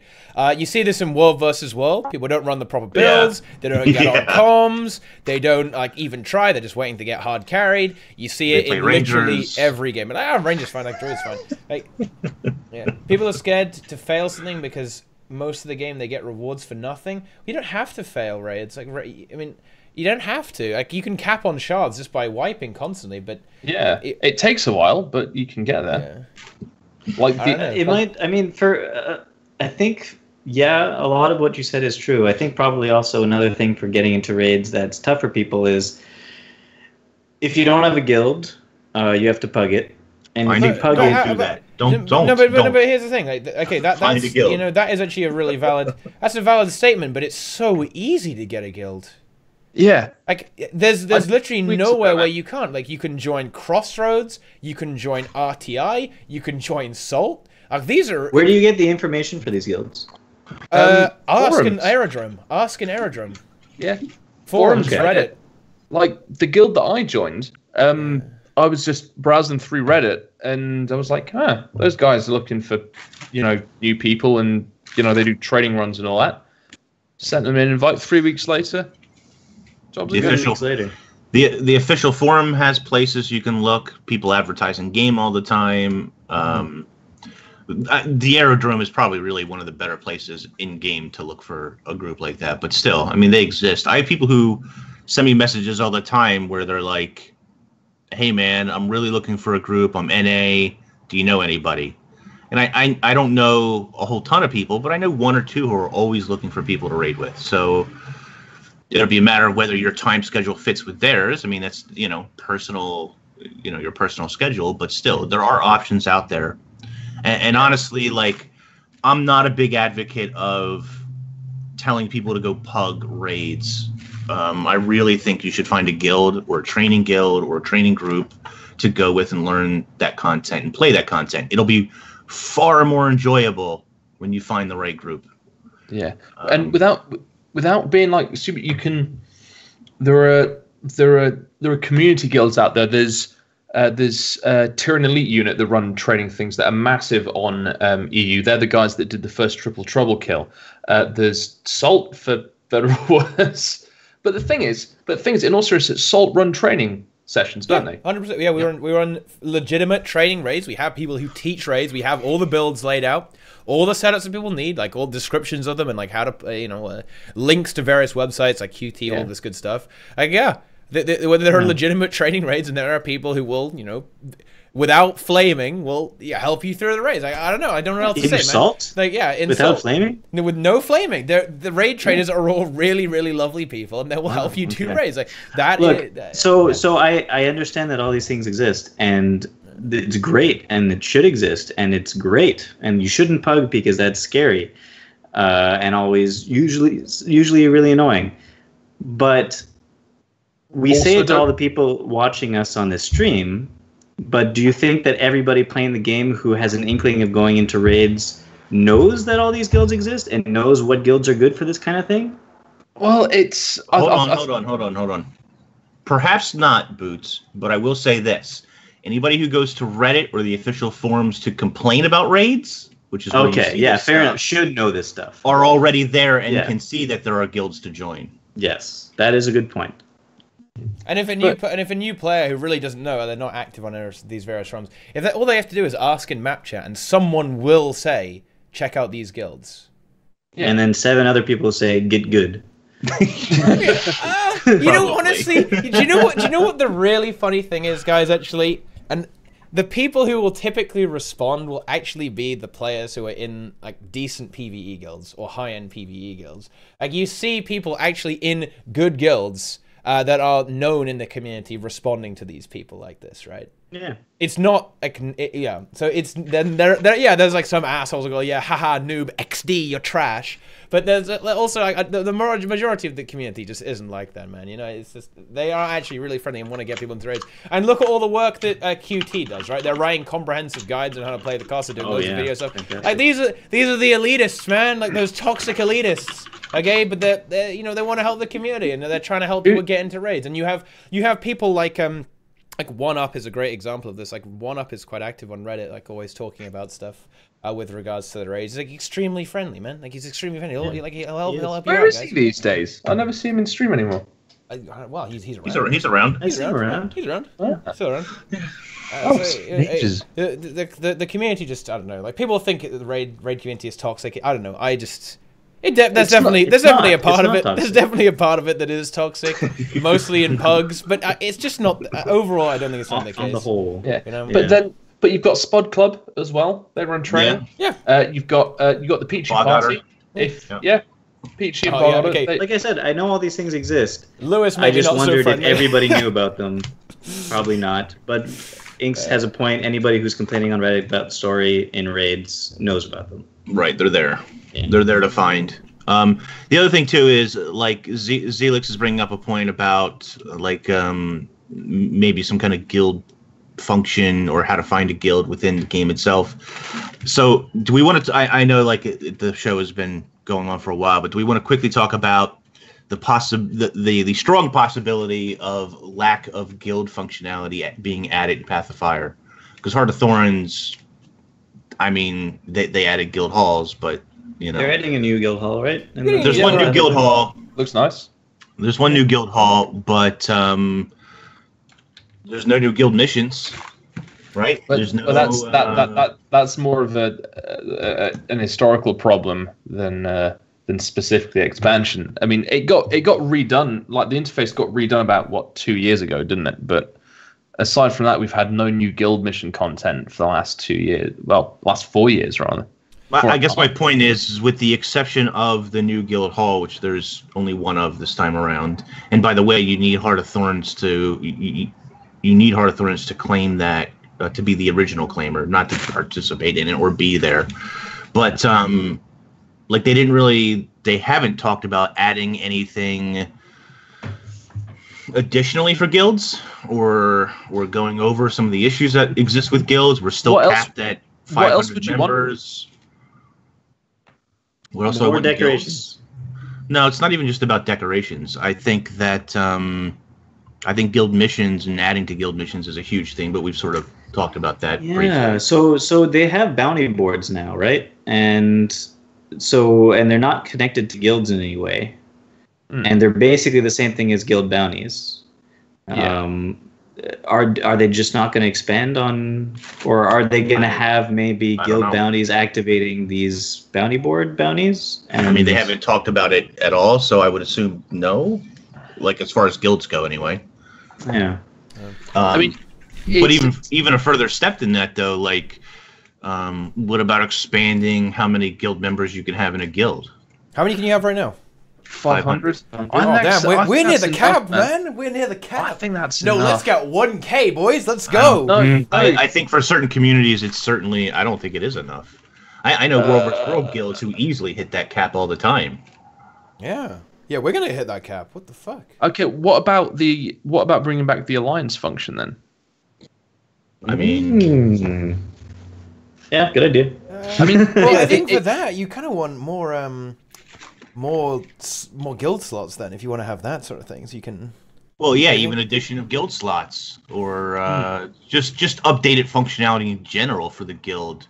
I don't run a guild, so I'm a little less apt to talk about all the different issues and problems with it. But for people who run guilds out there, I'm sure that there are a host of issues and problems with guilds. Do you need more guild slots if you have alliances, though? Like, don't. No, I mean the way that it worked in Guild Wars 1 was that you had like your guild panel, and then you had a separate alliance panel where you could see the other guilds and their influence and their members list, and then you had a separate chat for and everything. Yeah, you wouldn't be members of those guilds, but no, you wouldn't. I mean, otherwise it'd sort of defeat the point of having the alliance if you had to be a member of every guild in the alliance. Exactly. But it was just like I used to guild lead a 500-man guild, and like 500 people is tough enough without expanding that. And the thing is, there was nowhere near the level of toxicity that's in Salt. Hey, Salt. I don't think anywhere. They are toxic. Like we are not toxic. Like people behaved themselves. You know, it's like there was no spicy chat and no spicy memes. Our chat is spicy. I'll say that. Oh my god. Yeah. Our chat is spicy. But like Blue Jasmine brings up a point that easy bounties are apparently always Pubudu, Trillia, and Brekabek. Like that's it. It's always the same three. Never changes. Doesn't. I don't know. I just think that there's a couple of things they could do to like clean up, and maybe it doesn't even have to be part of Path of Fire, right? It's a feature thing maybe that they need to, that hopefully they can get to someday eventually to fix, because guilds have just not really seen any updates. Yeah. With the exception of guild halls, they haven't really seen too much in a The expansion is where we could definitely see that, and I'm definitely expecting more upgrades, right? Extending that system, more levels. Yeah. Well, yeah, maybe because at the moment, having a max level guild stuck at level 69. Like no, that's optimal. That's optimal. Look, they're gonna love that. No, that's some gachi-gasm stuff, man. They love that gachi stuff. So it's pretty good. But yeah, I think there'll be more upgrades. And hey, I'm a sucker for passive bonuses, guys. I love me some upgrades. Okay, I won that waypoint discount. You know, I want those. I want those things. You know, I want those harvesting nodes, all that really good stuff. Give me, guys, just give me that extra 5% XP on those potions. Yes. Yeah. Oh yeah. That's the good stuff, man. Like that 10% world experience is glorious. Like, oh my god, it's amazing. I mean, there's room for fractal upgrades because I don't think we have any in the fractal stuff. Yeah. Oh, guild upgrades that rig your fractal RNG. Yes. Yeah. Yeah. All right. Or like a 5% passive to your agony resistance if you have the potion at the beginning of the day. You know. 10% mount speed bonus. Yeah, just stuff like that. Stuff like more potion implementations. Maybe finally they'll actually implement a GVG arena in your guild. Look, I can dream. One day. I see that, Teapot. I just seen you take keys on stream. The guild hall, the guild arena in this next guild hall has a hole in the middle. Yeah. I don't know what that's about. Like, you're gonna have to plug the hole. They're gonna be able to. It's fine. They're gonna be able to use the little control pad and put something on top of it. Saint is exactly right here. Saint is very right here. Please just make the guild hall bonuses permanent. Please don't make me refresh them every 24 hours. I always forget. Sheridan got me a black line key. Thank you, Sheridan. You're a god. Remember to hydrate. Yeah. Remember to stay hydrated. Stay hydrated. Oh shit! Capture the flag game mode. And you know what? Speaking of this game mode, this brings the segue all the way back to what Power Dude was talking about. I've ignored him for ages. He asked me another question. Feels bad, man. But we have to go back to it, obviously, because he paid that sweet cash. He was actually getting at something like Heroes Ascent, right, where there's NPCs that you kill and you can get buffs in some kind of PvP setting. Yeah. Throw them into. And I mean, I was kind of thinking that seems like kind of Forest, right? Like a slightly different version of Forest to me. Yeah. I think he wants like a more PvE focus, like a few more mobs to kill than Forest, I guess. And and I don't want to burst the bubble, but I don't foresee any new PvP modes. No, but I say throw those bosses into Edge of the Mists and throw mounts into Edge of the Mists and let people go wild. Yeah. It's. I mean, what would you have as a new PvP mode if they were going to do one? Because Stronghold is dead. Stronghold's dead. Yeah. Bring Stronghold back, boys. Let's do it. Revamp. Is it even still in the game? Yes. Yeah. It's just not in ranked. It's dead. They deleted it. They more or less deleted it from the game. Yeah, it's a shame. And I think Jebro's right. No modes, just maps. Like I just don't. I think the time. Not even like deathmatch. What? Some form of team deathmatch. No, because they took out Reaper. They don't bring back Reaper's Rumble, so they hate deathmatch confirmed. You can go to that little area where everybody's just killing each other constantly. There's your deathmatch. Yeah, 2v2s could work. With a nicer map than Courtyard. Yeah, maybe. Yeah. But I think I asked about this before, and somebody asked about it, and like they don't have any immediate plans for 2v2s. Maybe some tournaments in the future, but it's not something that we're going to see anytime soon, apparently.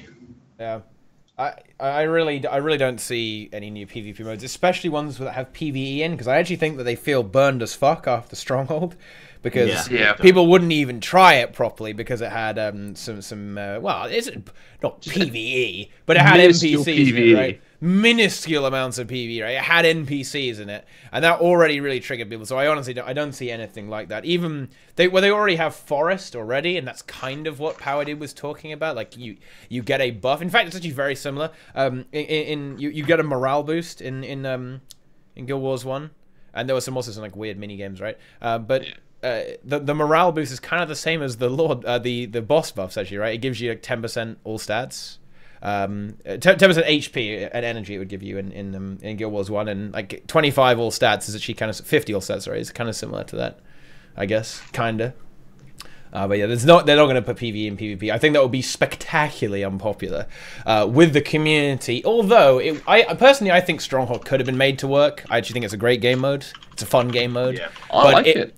It just never really got fixed. So it was left in a weird state and then left to die. And People didn't play it, so they didn't bother wasting resources on it. Yeah, exactly, right. Exactly. And it didn't get fixed. It was too slow on getting fixed, and it never really got fixed.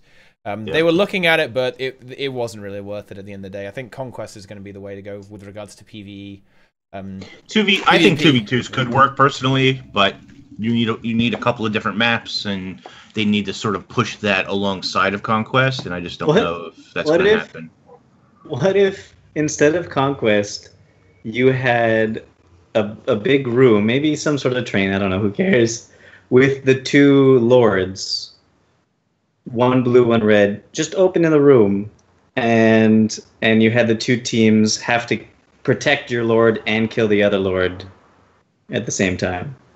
And whoever gets the other lord down first. I mean, it would be a cluster block. It'd be shit. That's shit. Boots, that's trash. I want to try it out. What Boots bad ideas. What kind of person would come up with an idea like that? No. Jebro was talking about like you need a 2v2 community, which they might be looking into and so forth. And well, this is why we're not going to see more game modes. Right. Yeah. I mean, you need to. It's going to take people with initiative like Jebro and Jebro's community. What is it called? UGO. Unity Go. I apologize. I don't know the exact name off the top of my head, but yeah, it's going to take a group of people to really push it forward, run tournaments on their own, prizes and so forth, to get actual attention before ArenaNet's going to commit to more of that. Do you know what I mean? Yeah, and that's the core problem with PvP, and it honestly does make me sad. I'm not a PvPer. I don't really play PvP, but I respect the game mode, and I do really. It kind of hurts to watch it flounder a bit, the community flounder a bit. It sucks. And to see all the pro players basically taking a step back from the game, really, because the community just isn't quite there. You know what I mean? And that's why they can't really add 2v2 queue or 3v3 queue. As cool as it would be, they need to get the population back. And who knows? Path of Fire could be that time where the PvP community takes off again. We get that population influx. We get people into the game. People are actually going to get hyped for the game. Maybe the new elite specs, it hypes people up. People start going crazy.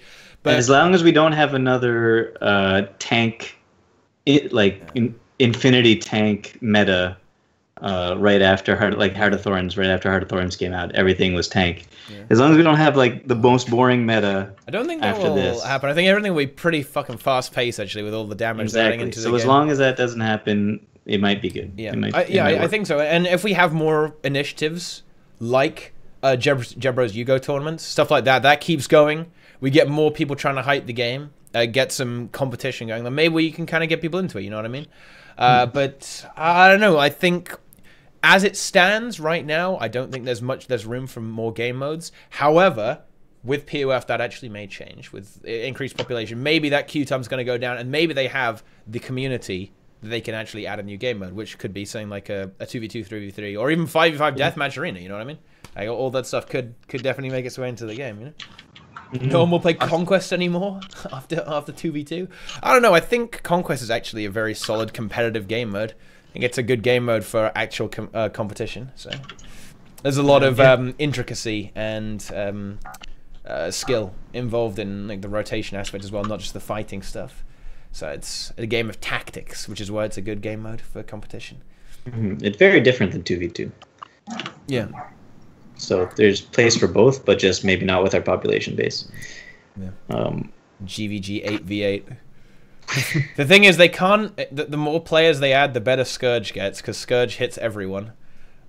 Well, they can fix that real quick. They're just gonna delete. Okay, yeah. Okay, I'll tell you what. Okay, this is how we balance the game. This is how they balance GVG. We're gonna remove Scourge. We're gonna disable Scourge. Disable Scourge in PvP. Yeah. Okay. Ventari Rev capping a point. Well, I don't know. Like Ventari Rev is. Brazil has been. It's cancer, but it could be worse. I have learned that Ventari Rev is both not my fault and entirely my fault. Not my fault because it's not my build, apparently. It's not. And it's entirely my fault because people are only playing it because of the video I made, apparently. So it is both entirely not my fault. Apparently it's very good. Entirely my fault. It's got good utility. That's...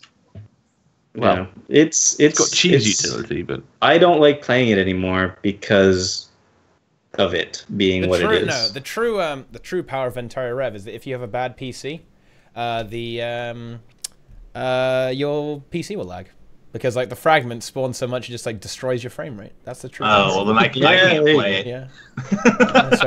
I'm out. There you go. That's the truth. I mean, yeah. It's a very obnoxious. It's a very obnoxious build and works well against teams that don't react to it well. Like, if you don't react to it well, you're just gonna lose. You know, like I don't understand. I don't understand why they buffed the fragments too. It was I'm guessing it was for World versus World, so it has more play there. But it basically made it so that you could have, instead of like 9 fragments out all the time, you could have like 24 fragments out all the time. Ventara wasn't using today's tournament. Yeah, that's because it was on EU, Jebro. That's why. Wow. Yeah. There we go. Pay to win. Yeah, yeah. You've got to pay to win unless you have like a 10k PC. Your FPS drops like 3. It's great. Yeah. Even on NA, they didn't really see play. It doesn't work again. It doesn't work very well against players who are very experienced with regards to rotation. You know what they're doing. So, yeah. But no, it is a problem, right? Because it fucks people over with less organized groups. It actually will screw you over really hard. If your team. If there's 2 of them out there, 2 points taken by them. But yeah, it's like 2. No one's gonna run like 2 Ventari revs, dude. I've seen comps where 2 Ventari revs pair together and go on different nodes, because that solves the problem of Ventari taking 1 point entirely and then they just take the other 2 points to the other team. It sounds like AIDS to me. Yeah. I think Weaver is going to be pretty strong coming up in the next expansion. Yeah? I think it's going to be pretty strong as PvP. You could have a pretty tanky Weaver out there. A lot of evades, a lot of healing, a lot of barriers. Pretty good Reaper. Did you buy a piano to play it? Keyboard to play it? I took piano for like 9 years. Oh, then you'll be excellent. You'll be excellent. Exactly. Just make sure you've got a ghosting keyboard, because if you've got one that doesn't acknowledge multiple button presses, you're going to be screwed. Didn't Fantrum say it was going to be shit? I don't know. I didn't see Fantrum say that. He might. I'm sure that he did say that, but whatever. Who knows? Fantrum's very smart. He said it was like, I think he said it would be like adequate, but maybe a little bit undertuned.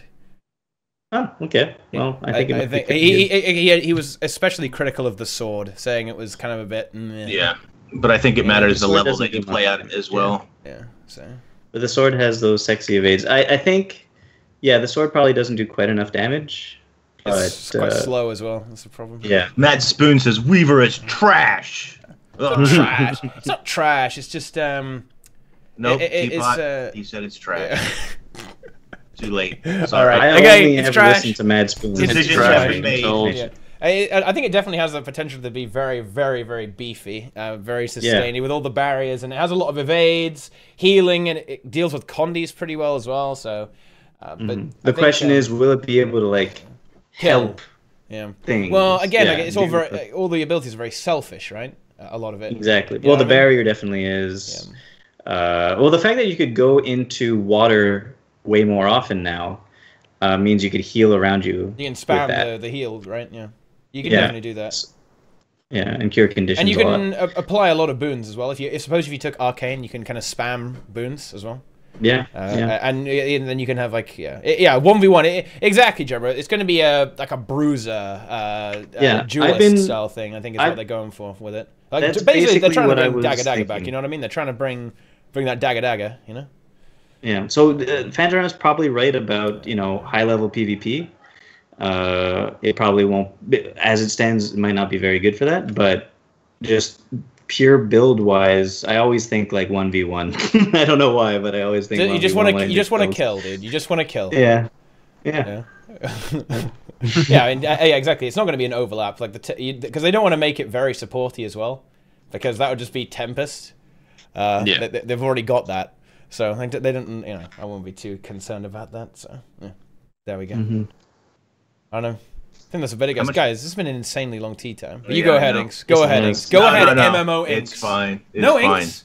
I want to hear your thoughts. I want to hear your voice. Oh, come on. Tell us your opinion. Tell us. I was just going to say, I wonder how much it would cost for me to buy the monthly automated tournament Weaver win. What? Because, make it meta, even if it isn't. What? $400, man. That's how much. 400? Oh, well, hey, 400. I mean, that's fine. It's always 400. It's always 400, man. Good Simple value. as that. Free ban. I think we've covered free ban. Everything in this point. Yeah, you get $400, but you get a ban thrown in for free, right? It's yeah. But we're gonna find you're out. Never allowed to play PvP again. Feels bad. But we're gonna find out how right we are on the money with all of this in a little under a week. Yeah, and we're all probably wrong as well. So We are. wrong. Did we make any real predictions about Path of Fire today? I don't know. What are the I predictions? said it's Well, gonna we be talked good. about story. It's going to be good, and they're going to nerf stuff, and we decided what the story's going to Yeah. be. And how the raid will Much work it. out as well. Yeah. Yeah. Yeah. That's Yeah, man. that's it. I mean, and chat seem relatively excited about it. As does Yeah. the cat. As is the cat. The cat is excited. The next time you see us, It will be Path of Fire. that's right. And some of us will have played for far too long. Yeah, that's me. That's me, guys. That's me. Yeah. All right then, guys. It's time to wrap things up a little bit here. Thank you guys for watching. Let's do a little bit of shilling. Our guest returning after quite a long hiatus. It is RPG Alex, formerly known as RPG Shack. Hey, How are you doing, my friend? What are you up to these days? what am I up to? I'm getting back into the Guild Wars 2 scene after a bit of a break from streaming from it. So I'm doing some raid streaming, doing a couple of videos of Path of Fire. Yeah, so we're gonna. I'm sure like everybody in the Guild Wars 2 community, we're going to be streaming a whole lot of Path of Fire, and you're going to see a lot of videos coming out. So hopefully you can all watch those, and it'll be all very exciting. Aside from that, I'm doing other RPG stuff in the background as well. And it's like Divinity and Torment and Witcher and ESO and all that kind of stuff. So yeah, there's probably a link somewhere. Yep, the bot has posted it to YouTube and Twitch. Oh, Check that thank you out. very much. Yeah, the bot's on point, man. You can find that below the stream as well, if you missed that. It's all linked below the stream, all that stuff. Like, to everyone who's ever been on TeaTime, except Fireproof, haven't put them on yet. Nope. Never mind. It was bad. Whoops! Never mind. Yeah, there's a good shill there. And in the top left, it's Boots. He's back. Well, he's not fully back yet because he's not actually at home, but he's mostly back. He's back on TeaTime, guys. In a different location all the time. I am. What's going back. on with you, man? Well, I'm stuck in Montreal because my sister's going to give birth soon, so I'm waiting for that to happen. And because I went on vacation with Leals. We went to Hawaii, and then we came back through Montreal, and then I learned there that my sister might give birth at any moment, and I was like, okay, I guess I'll stick around for that. But then it's been 2 weeks. Uncle Boots. So- Uncle Boots. Yeah. So yeah, I might actually miss Path of Fire launch. I might be stuck on my laptop, so that'll be annoying. But videos will come, and they will come for the elite specs. Some nice new boost pad builds, most likely. Tell the baby to hurry up. I will. Path of Fire. There's plans. Gotta move on. Come on. Every day, Play the all I do expansion. is I say, is it here yet? Make it happen. Come on, get on with it. What are you waiting for? Yeah. Oh boy. Yeah. All right then, and always here, the eternal Demon's Demise, Real Raiders of Tyria, Oh boy. Silent Savior, MMO Inks. Oh boy. Oh boy. Twitch, Twitter, and YouTube at MMO Inks. We have videos going up Monday through Friday. Not necessarily every day, but those are the days that videos go live. Streams are on Tuesdays always. Thursday and Friday are the other days that I should be streaming. This week it was Saturday and Sunday. It kind of got messed up a little bit. And it's September. I'm an affiliate. Teapot's partner. Alex is a affiliate. An affiliate? Yeah. So it's 50% off if you guys go and for your first month and we get full credit. Woo! Well done, guys. Everyone And, subscribe to everyone here right now. Everybody, Get those emote, guys. Get those That's emotes. subscribe Go. to Feed This Kitty. Subscribe to the cat. Subscribe And to the everybody here has a link, so go buy 4 copies of Path of Fire. All right, we're good. Do it. All right, then finally, if you guys have enjoyed the stream, hit a follow. Do it right now. The follow button is free, guys. You know, it's free, guys. Don't use that link. That's MMO Inks' link. That link's fucking shit, dude. That's fucking dirty ass link. Use my link below the stream to buy Path of Fire. No, just buy alt accounts. Use we've got 4 referral links here, guys. Yeah. Do you know just how buy good it 4 all. alt accounts is? Guys, it means you can clear account raids on 4 accounts, okay? You're going to get 4 daily chests, okay? You're going to be able to get all these achievements 4 times. It's going to be terrific, guys. It's going to be amazing. It's just truly superb. But anyway, follow me here on Twitch. Subscribe on YouTube and watch all the other tea times. Follow me on Twitter. Make sure I have more followers than MMO Inks. Subscribe here on Twitch. Go, go, go, go, go. As Ink said, it's September. That shit's half off. Get those emotes. Get that sub badge. But honestly, yeah, you can do that if you want. Yeah, all the links below. Follow, subscribe, all that good stuff. We'll see you guys next week for post-POF launch tea time. And obviously, I am going to be streaming all the time because I'm going to just go hard and just do everything immediately. You're going to no-life it. Go full no-life. Obviously, it's full no-life. Are you going to beat Deroya to completion? Yes, easy. Easy. Deroya, like, he's Deroya more like casual. He's casual. He's casual. That's the call out there. That's the call out. That's the call out. Deroya's too casual. Yeah, he's too casual for me. I'm not even gonna let him in my squad, man. He's too casual. Can we make this an official competition? Yeah. I think. Yeah. Teapot versus Deroya. Yeah. Let's do it. Is this just for story or what is this for? Like just all masteries, everything? Just everything. Everything. I'm going hard. Thing is, though, Deroya can stay up later than me, so I'm gonna lose. Feels bad. But anyway. Thanks for watching, guys. Do all that stuff. Links are all below the stream to everyone here. Bots posting it again. And yeah, we'll see you guys on all our channels in the future. See you guys later. Thanks for watching. Bye. Goodbye.